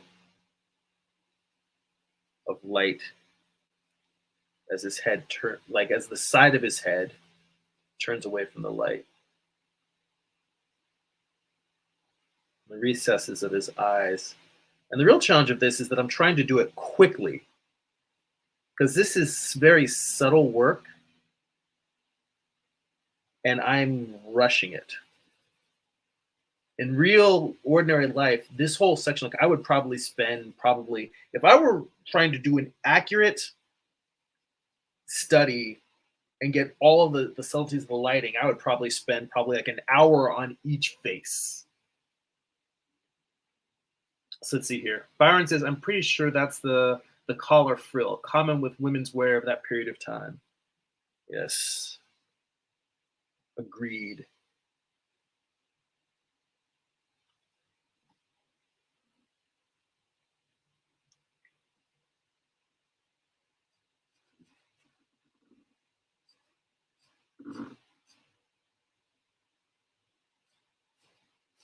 Yeah, so the proportions on this piece are not perfect because I think that the woman farthest to the right, her hand is probably a little closer to him than it needs to be. And what's weird is as you guys are looking at this, you're probably looking at it saying, is this camera, is this just a bad live stream? Is it all blurry? And I'm like, well, no, that's the whole point of this. Like we were talking about atmospheric perspective. If you look at this, I drew it blurry. I was trying to capture what was in the original piece. So it's all using way more soft edges than I normally use. You know, not so much hard lines. And this is a very, very pleasing effect. I really like this. I like how it came out. It's not the way that I normally draw, but doing studies like this reminds me that there's a lot of different techniques, a lot of approaches besides besides the way that I normally draw. And it's good to keep those in mind, just as things to add to my toolbox. I may not necessarily say, all right, this I'm drawing everything, but I might go through a soft edge phase where I start doing everything with kind of soft, blurry edges. I mean, hell, you can do this in Photoshop or drawing in Procreate or whatever your digital tool is by just using the airbrush for everything and just drawing everything in soft edges. And that way, just picking little areas of detail where you want to have hard edges. Because even within this piece, on this piece, it's all soft edges. But if you notice around the face, the glasses, the highlight that's on his nose, that's got hard edges. Little things like the collar. The woman's face is very, very soft. But then you come down like the candlestick, that's all like sort of hard edges, and the piano itself. There's little places that he picks to put in detail. Yeah, I'm pretty much done with this study, although my OCD refuses to let me finish without coming in here and saying, oh, wait, the underside of this railing that that upper candle is sitting on, I need to put a little bit of tone underneath there. And I also need to pull out light right underneath the area where the candle is sitting on.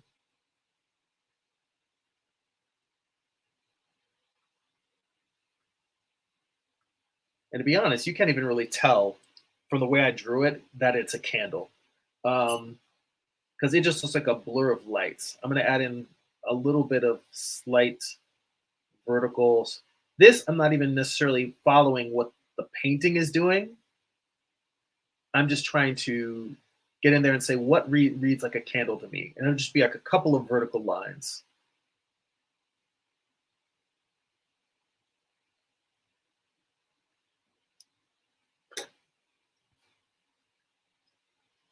And I'm going to erase out a little bit around, damn it, broke the tip of an eraser. So you know I'm pressing too hard. Erase that out a little bit and come in here, a little bit of light. So yeah, this has been a really long live stream. The one last thing I'm going to do, I'm not going to do anything more on this. I want to. This piece is interesting enough to me that I could easily draw for another 2 hours and just work on the faces and refine those. And also, this is a piece that's interesting enough to me that I probably would do a study that would fill up, like this is a 12 by 18 sheet of paper. To do this study right, I really would do it like wide and take up the entire surface and draw so I can get in there and draw all that detail. I mean, I drew it small both for time and because of I wanted to have enough room to have both the reference and the piece on the page at the same time. I'm also noticing in here, there's a lot more tone, darker tones in the woman's face than I got. I'm not going to go in and change that only because working on faces just draws you in. I'll end up drawing more on this piece for like another hour. So I'm going to let that go. I'm going to do a quick sketch here at the end. Let's see. Byron says, this has been very fun to watch. I love the gesture and figure studies, but this is something new and refreshing from what I normally do myself. You know, well, thank you for that. That was one of the reasons why I wanted to do it.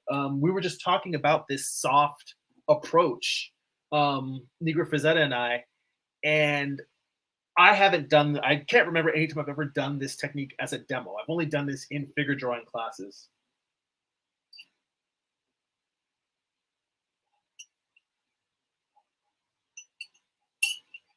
Actually, there's an artist, a concept artist at Disney, Ron Velasco.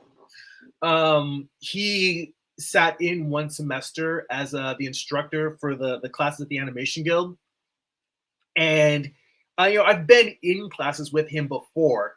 And he's a great artist and instructor on his own, but he usually doesn't teach because he's usually too busy working on film and television as a concept artist, a visual development artist. But he sat in one semester at the Animation Guild, and he was the first artist that I actually saw this. He's the one I learned this technique from. We were doing like light and tone studies. He was like, here, let me just show you real quick. And he just went in and shaded in an area and then pulled tone out of it. And I was like, oh, damn, this is great. This really gives me a nice effect. And I was very grateful to Ron for sharing that with me. Let me see if I can find Ron's social media and put that in the chat.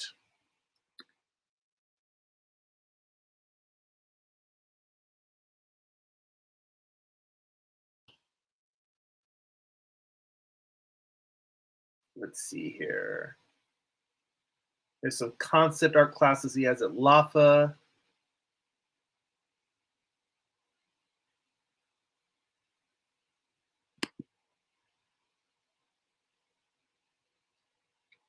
Let's see here. I just want to make sure that I'm getting his right.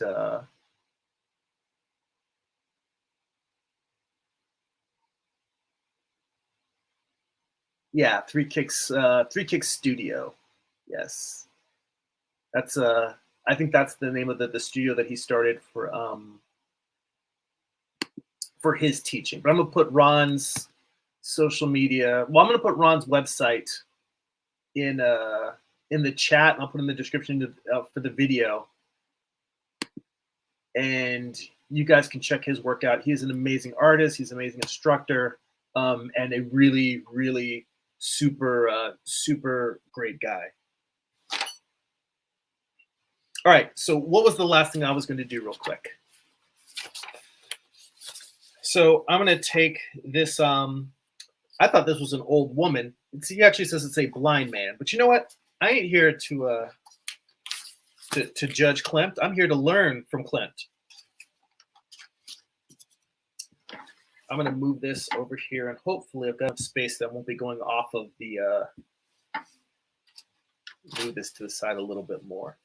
So all I'm going to do here, we're pretty much done for the day. I really wish I'd sharpened more pencils beforehand. I'm going to do that technique that I told you about, the smearing. Instead of doing the whole thing, like creating a block of charcoal, this is just a quicker way. Like if you want to try experimenting with soft edges and soft tones, you can just say, all right, I'm going to block in a figure. They're looking very ever so slightly up. It's mostly like a straight on, but I'm going to rotate it a little bit. The head's turned a little bit to the side. Neck coming down, shoulders coming down from that. This head is a little bit narrower. Hair coming off.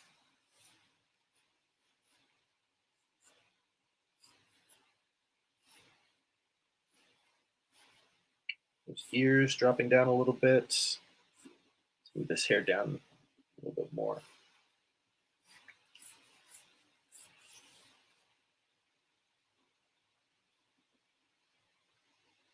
Nose.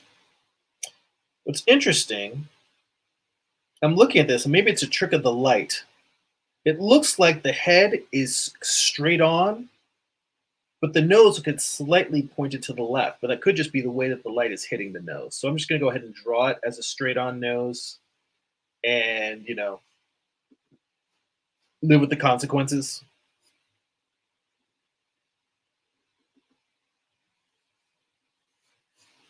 And I don't want to get too precious about this. The main thing I'm trying to do is worry about the proportions, because I'm going to smear all of this. And this works much better if you're using a 4B or a 6B. I'm using a 2B, and it should work fine.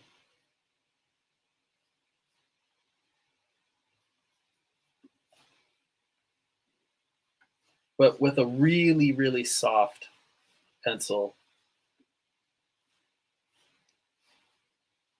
it'll really give you a nice effect.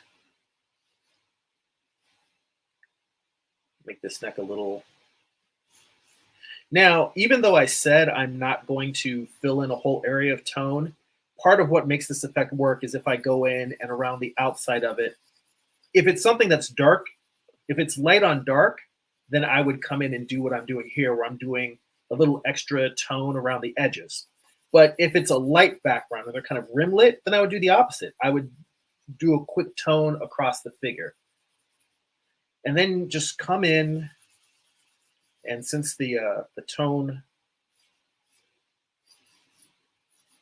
the black of this of the coat this person is wearing blends in with the black of the background, I'm going to do that with my tone. So let's say you didn't want to do that whole super gray thing that I did, where you made that big gray square and then had to draw the whole thing in it. You can just lightly do a sketch. And like I said, whether you're working with graphite or pastel, well, actually, I've never tried smearing pastels. I've never really used pastels, but I know that if charcoal pencil isn't your thing, you can do this with graphite, regular pencil as well. Just make sure you're using a soft pencil, you know, a 4B graphite pencil, a 6B pencil. You just come in here and you just smear the whole thing down, kind of like I did with that big square. This is something you can just try. And the nice thing about it is you saw how long it took me to do this. This was real quick. You can do this with, like, you can do this with just a sketch, and if you smear it and you don't like the way it looks and it comes out crappy, you know, just draw another one. Draw 3 or 4, have them next to each other on the same sheet, smear them all, and just try an experiment. I do that sometimes where I'm trying to figure something out. I will draw 3 versions of the same piece on one sheet of paper, and I'll jump it back and forth between all 3 of them. And instead of just trying to make the right decision, I'll make different decisions on each piece and work on them to kind of make a comparison and see how things work. Nigra Frazetta says that the Klimt portrait is a really, really nice portrait. Yeah, it is. It's super nice. It doesn't have as much of the atmospheric perspective that we were talking about originally that the Schubert painting has, but it has nice. It does have soft edges. It's more the fact that a lot of this is what I'm going to do now, which is I'm blocking in. It's got everything in large blocks of tone as opposed to working in line. And the idea of working in tone is you're really just saying what's facing the light, what's facing away from the light. The things that are facing away from the light are going to be in tone.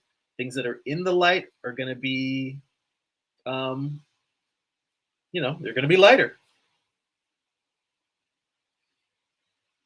So what's interesting is the figure's being lit from overhead above, like the light's coming from this way, but there is a softer, maybe a candle light that's radiating like here.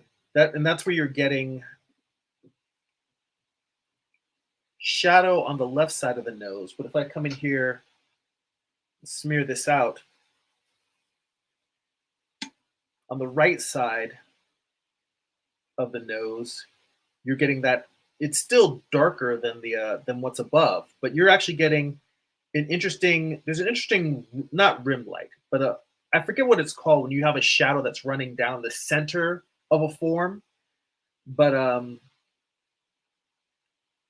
you're getting a line that's almost going like this, and you've got the highlight that's coming from this side, and then you've got a little strip of shadow, and then you've got soft tones on this side.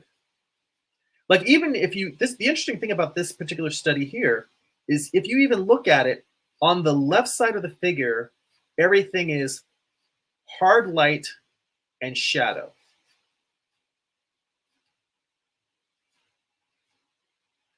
This side that's being hit by the overhead light. It's almost like he's showing you two different lighting conditions in one piece.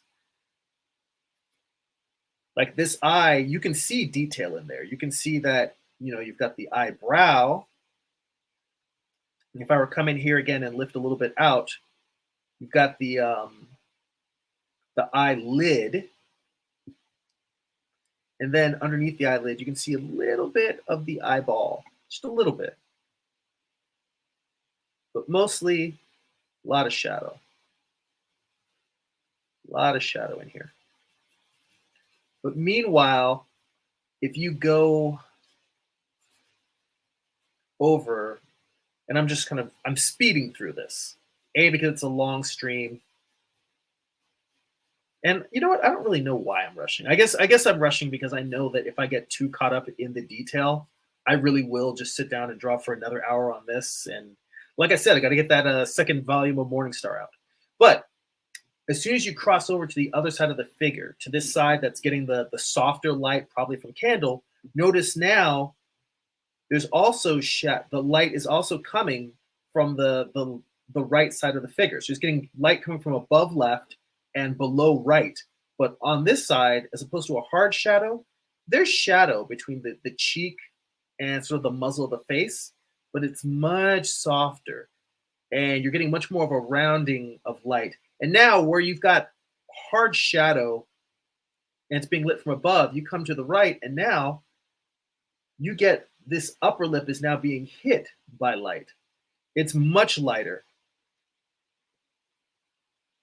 And then on this side, the lower lip is being hit by shadow. But again, that shadow is much softer. In fact, you can watch the transition in the upper lip. You can see the light moving across from shadow to being hit by the hard light that's above it. So in this, the area that's being hit by light, it's darker,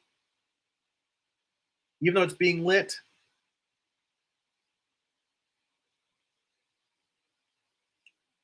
And that shadow's a little bit darker. But now as you come over here, like on this side, it's all sort of like the areas that are facing up are what's being in shadow because the light's coming from below. And in fact, again, this piece, I posted it that link to Klimt's Wikipedia page. If you want to do a study on your own, this piece is on that Wikipedia page. It's got a high res because all of Klimt's stuff is in public domain. He's been around for a long ass time. He's been dead for a long ass time.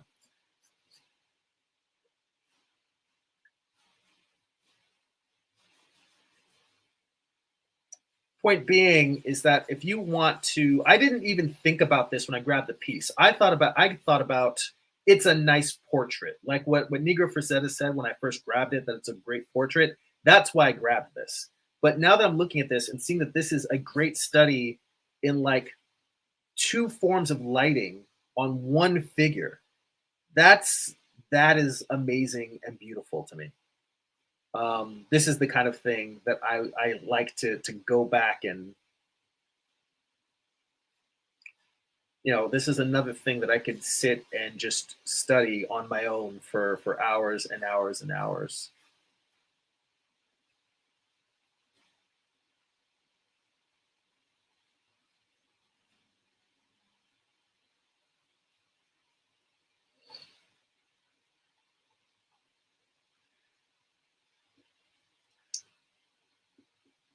There's a strong hollow in the cheek on this side. As people get older, the the cheeks sink a little bit, the face is a little bit more. You can see more of the bone structure underneath.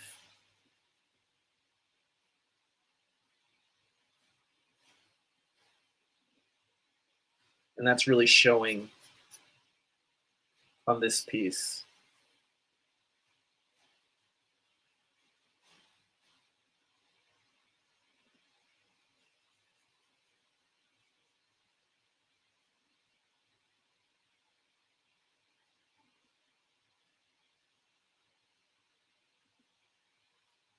But it's just amazing how you can see this transition of two different forms of lighting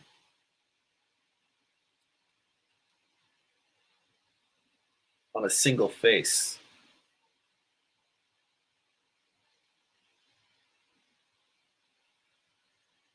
I mean, as far as lighting studies go, I'm looking at this and I'm thinking to myself, I want to start doing like a ton of studies where I'm studying hard light on one side, soft light on another. This was also something that we did a little bit. Let's see. Ballpoint is in the chat. It's like, yo. This technique, definitely you can't really do it with a ballpoint because you can't smear and smudge. But the ballpoint is here.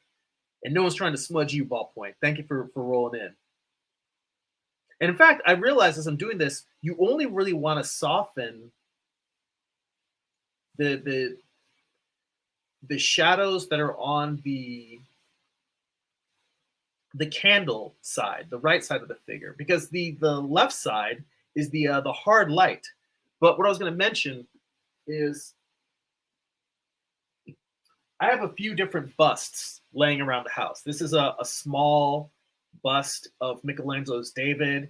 I've got one of a veiled figure. I've got one, I think, of Athena. I've got a few different casts around the house for me to do studies from. And I really should intentionally set up lighting where I've got candle light or a very soft light on one side and then a harsh overhead light, and do studies from an actual physical object where I'm lighting it in this lighting scheme.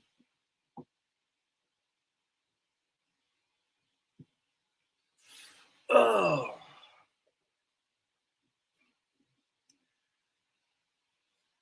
But yeah, on this side, it's all like there's shadows, but they're much softer.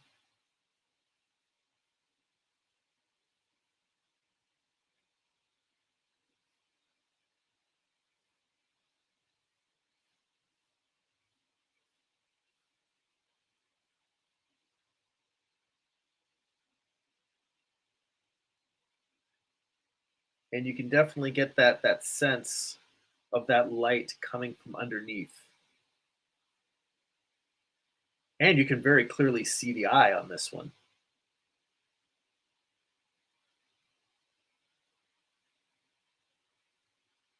Get that little glint, that little tear duct in there.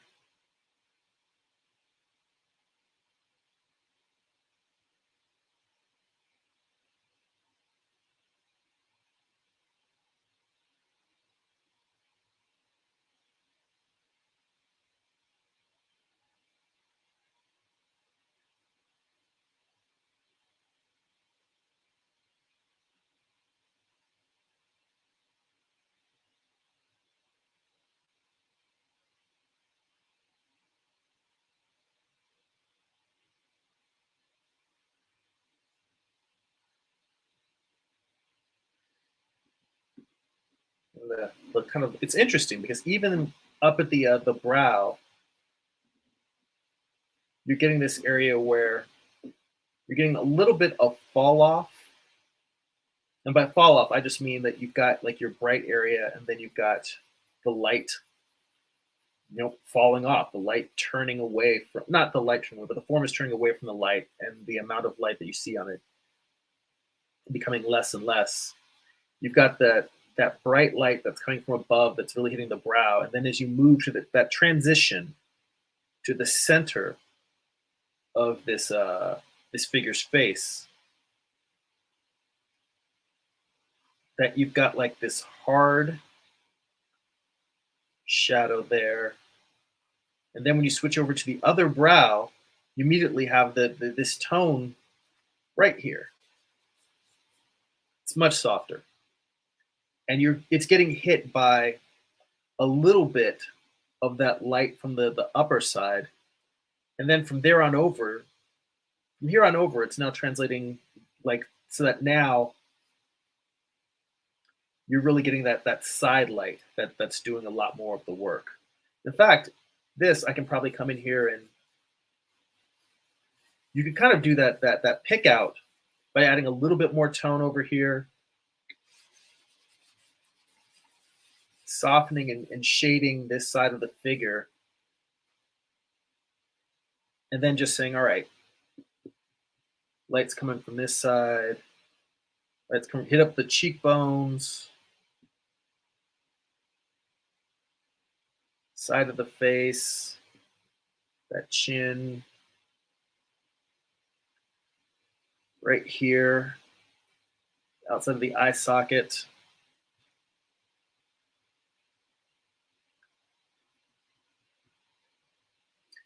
And this, what I just did now, is very harsh compared to what's actually happening in the piece. What's happening in the piece is far more subtle. Far more subtle. But this is a quick exaggeration.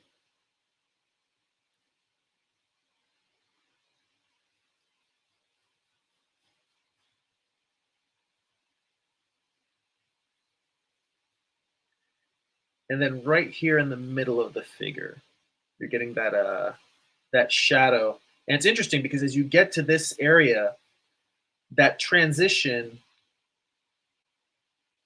instead of it being the harder edge, like these real hard edge shadows that you're seeing on the right side, on the left side of the figure's face, when you get to this shadow on the chin, it's so close to that point now where the light source is shifting so that it's no longer the super harsh light that's from above. That when you get to here, this light, this is where, right at the chin, underneath the lip, this is where the light is transitioning. That's where it's changing from a very, very harsh light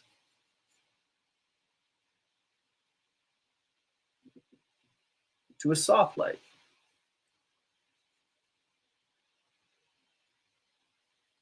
And this shadow is already, even though it's still, if you look at the left side of this shadow, it is a lot softer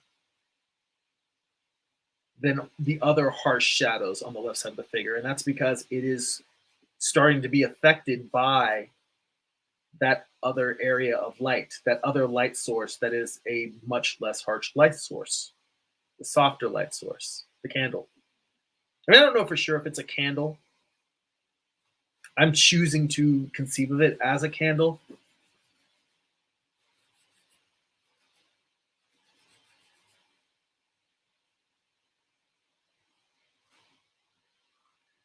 But you also see the same thing when you look at the bridge of the nose. That transition, that light that's on the side of the bridge of the nose, it's a relatively soft transition.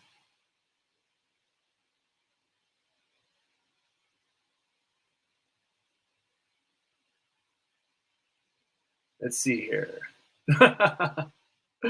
Ballpoint says, "You can't smudge me. I'm permanent ink. You're forever."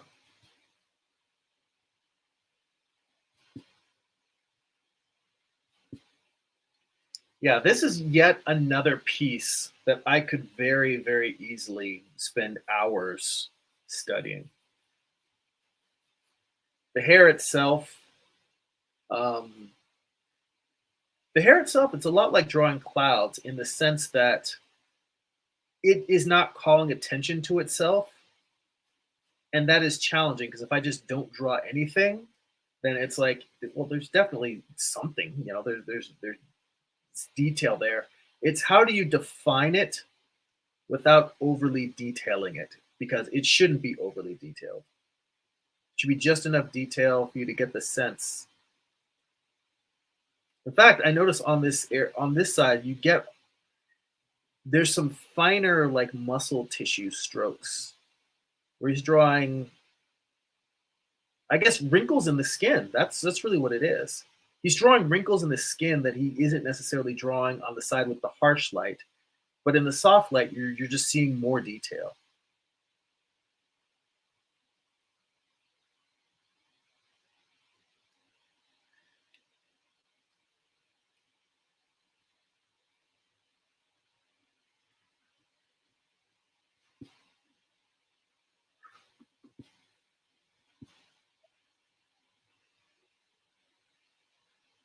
There's so much going on here in this face.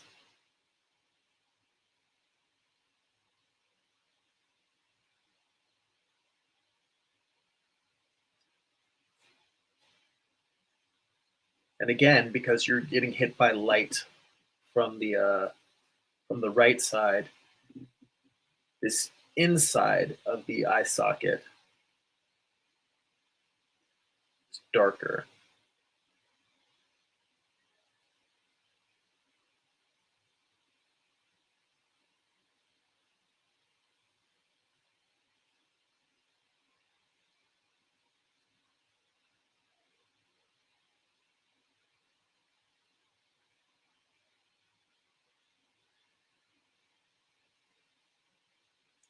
And sometimes if you want to make something appear lighter, but it's not a softer tone, instead, like I want to make it a little bit more clear that there's a transition from the eye socket to the side of the nose. And instead of lightening up the side of the nose, I'm adding a little bit more tone to the area around the side of the nose. That makes sense. Sometimes instead of making something darker, you create contrast by making the thing instead of making something lighter, you create contrast by making the things around it darker.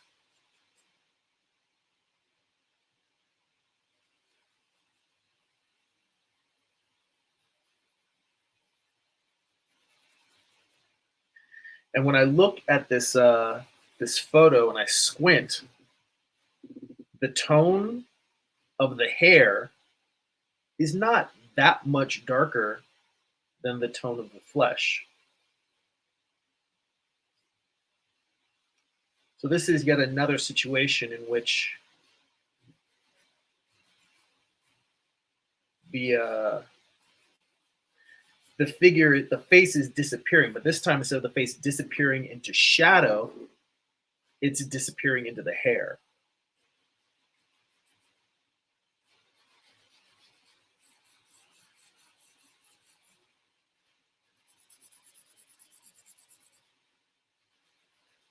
So I think what I'm going to do is come in here and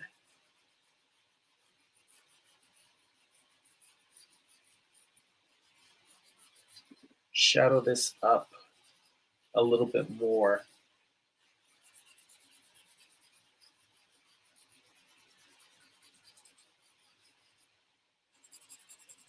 And then add a little bit more soft tone to the hair.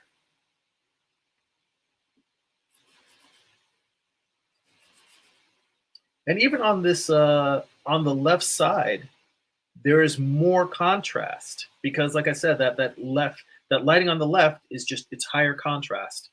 There's a little bit more contrast between the skin tone and the hair on the left side than there is on the right.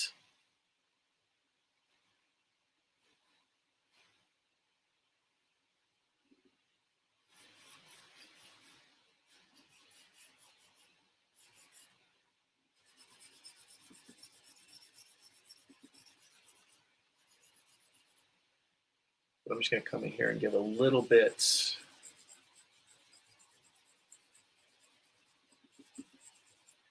And also, much like the painting, the Schubert at the piano, there's darker tone at the bottom than there is at the top. So I'm going a little bit darker there. And then I'm just going to kind of just smear. I think I'm going to smear down.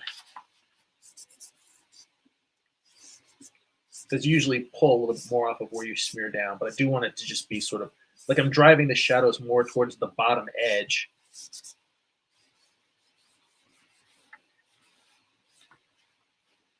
You know, and if you're working digitally, another thing is don't forget, we have a smudge tool.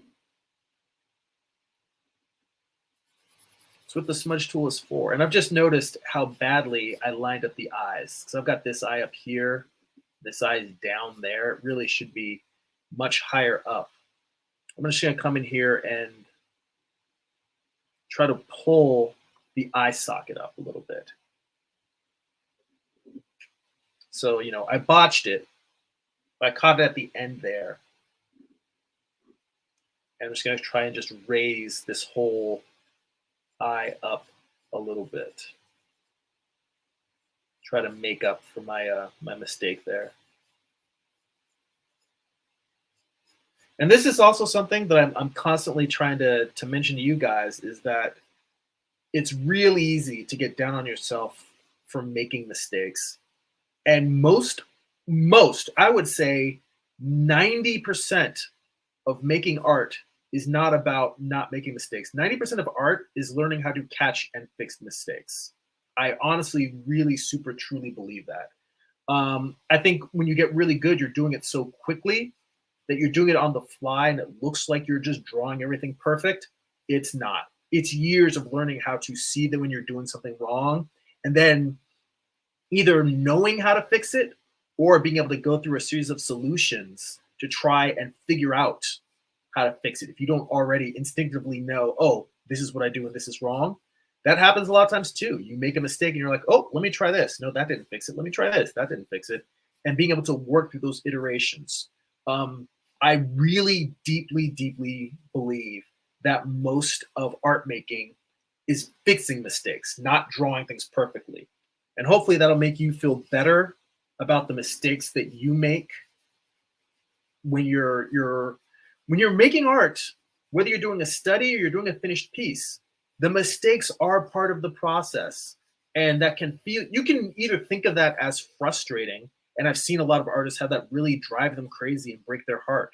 But if you embrace the mistakes as part of the process, then it really does lighten your spirit. It lifts your heart in a way that, for me, I spend a lot of time going back to the enthusiasm I have to making art is because I'm really trying to not lose that joy that you had when you were a little kid, when you first started to make art.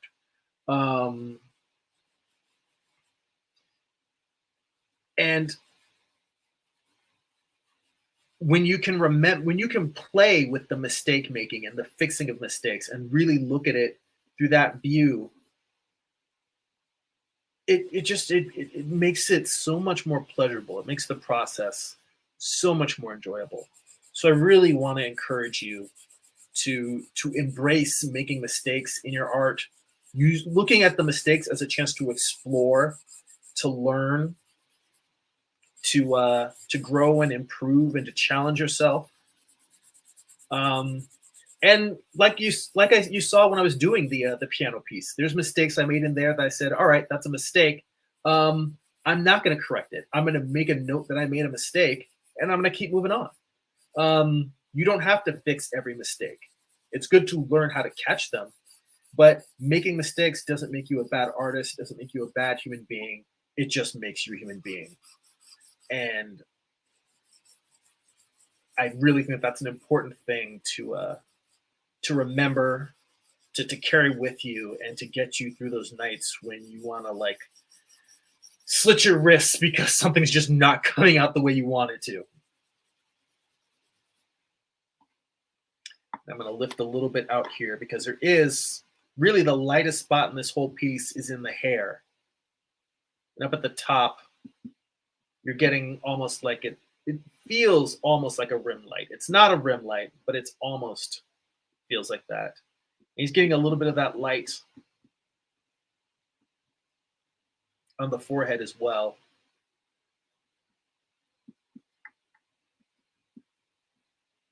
And a little bit on the edge. Now this is interesting. When you get it right next to the shadow, when you get a little bit of an area of light popping up next to a shadow area, that gives you a really, really nice crispy contrast. And I softened this. I took artistic license on this piece. I softened the edges a lot more than they are in this actual, the actual Klimt piece. And now part of that may just be because I spent so long working on soft edges, and I've been focused on soft edges for this study. But I actually really like how that turned out.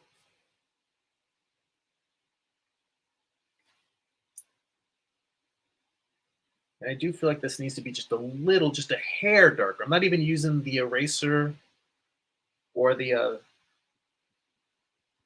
tissue. I'm just using my finger. And I'm just making this slightly dimmer.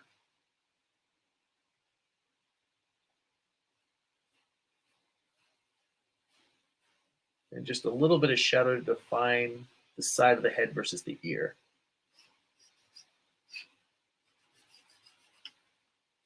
Yeah. All right. So that's not, it's not bad. It's not bad. It's not perfect. The eye definitely needs a lot more work. I'm not going to go back and rework this, but I'll tell you, this is a good portrait. I'm going to save this to possibly do more studies from this piece as well. Then I didn't do any drawings from the last one that I had printed out for this. Now, this was the last piece that I had brought out. I think this is from a piece called Medicine that Klimt had done. There was a series he did on medicine, philosophy, and it was for a school, and it never got posted because it never got displayed publicly because the school had problems with the nudity in the piece. But it was like medicine, philosophy, and one other field of study. I can't remember right now. My brain's a little bit loopy. I got art brain right now. I could draw for another hour or two, but don't ask me to tell you anything about art history because my brain is just so mushy. But I really feel like this was a fun experiment. I hope you guys enjoyed seeing things a little bit different, seeing a new experience, just trying a new technique. And maybe you guys might want to try this. You can, like I said, it's all about softening your edges. So it's not about using charcoal. Charcoal works well for me, but I'm also comfortable with charcoal. You can do it with pastels. You can do it with plain old graphite pencils. You can do it with watercolor. You can do it with oils. Yeah, all right. Last couple of comments here in the chat. Byron says, I couldn't agree more in terms of, yeah. I couldn't agree more. That's how I tend to describe the process to my non-art acquaintances. The art really being about making mistakes and fixing them. And Negro Fazetta says, what do you think about the Animator Survival Kit? Should I start with that book? I think you should start with whichever book or course you have already started and not completed with. I don't think you should start another. We've had this ongoing debate because the whole point of Art Book Study Group is that it's not a debate, it's a conversation. But the whole point of Art Book Study Group is that I have tons of art books that are great, full of information and knowledge, but I haven't opened them. I just bought them because I know there's stuff in there that I want to learn, but I just never really sat down and studied them. Like I've got James Gurney's books, the Imaginative Realism and Color and Light. I have done a deep study of imaginative realism. I haven't gone and used all the techniques, but that book I have read from cover and cover. Color and Light is like a doctorate master study in color theory. I'm not ready to dig into that yet. But my point was I said, why don't I just pick a book and each week we work through the book. We just go through and I do studies from the book, just like I did a study here, and I just work my way through the book. And when I finish that book, start another one. And so the thing that Negro Fazetta and I come up with is every week he's got a new book or a new course, and he's like, what do you think about trying this or doing that? And they're all great. The problem is never, this isn't a good course or you shouldn't study it. You should definitely study the Animator Survival Kit, but you have some other courses and some other books that you've started doing studies from. Finish one of those first. And also finish listening to The Agony and the Ecstasy by Irving Stone. I downloaded the audiobook of a Louis L'Amour book, and I'm going to start that this week. So, all right. On that note, let's come back to the big screen. Where's my books? Where did I put my books?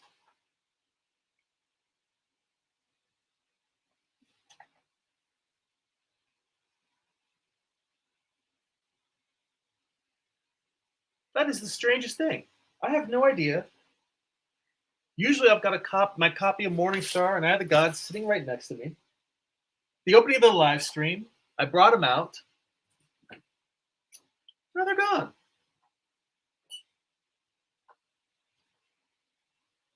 Oh. There's a bookshelf behind me. It's just shoved back there. Oh, it was in too deep. All right. So, as always, if you guys want to join our book study group, there's tons of videos on there. Probably 60 plus videos that are each like 2 to 3 hours long. So a huge archive of videos of studying from art books. That's existing, and we're adding to it every 2 weeks. You can get all of that, be able to read my comic books for free, see tons more posts that nobody else has seen. All on patreon.com/Jeremy. That's patreon.com/GERIMI. You can sign up for my newsletter at newsletter.jeremy.net. You get a free digital sketchbook. You get some work in progress animated gifts. I give book recommendations every 2 weeks or once a month. Books that I'm reading. I'll mention TV shows that I'm watching. Just let you in on it. I call it the media diet. It's what I'm consuming. Get all of that once a month for free at newsletter.jeremy.net. And you go to amazon.jeremy.net. That will forward you to my Amazon author page. And that's Jeremy. It's GERIMI. You can pick up my first graphic novel, Eye of the Gods, psychological thriller about a man cursed with visions he cannot control. I am both artist and writer. You can pick up Morningstar, Lucifer's Fall from Heaven, told as a Western. Volume 1 contains the first 4 issues of the series. Volume 2 is coming shortly. Thanks again to Jesse and Vince for all their feedback and proofreading. I'll be getting that out. And if you go to my main hub, jeremy.net, you can pick up one of the last few copies of the regular issues. Morningstar issue 8 is there. I've got a few copies left of issue 5, of issue 6, issue 7, and issue 8. Get all of that. And you get links to all of my different social media. There's links to that on the page, the homepage of the channel. But if for some reason you want to go and see what else there is, by all means, go to jeremy.net and you can check it out. I've got prints for sale. I've got t-shirts for sale. I've got other stuff for sale. You can check all that out too. Plenty of ways to support the channel. Let's see here. Ballpoint says darkness, darkness on the land. I don't even know what that's the reference to. Maybe it's about the talk about tones and shadows. Again, Art Brain, loopy, been drawn for 2 hours, but this was really great, really fun.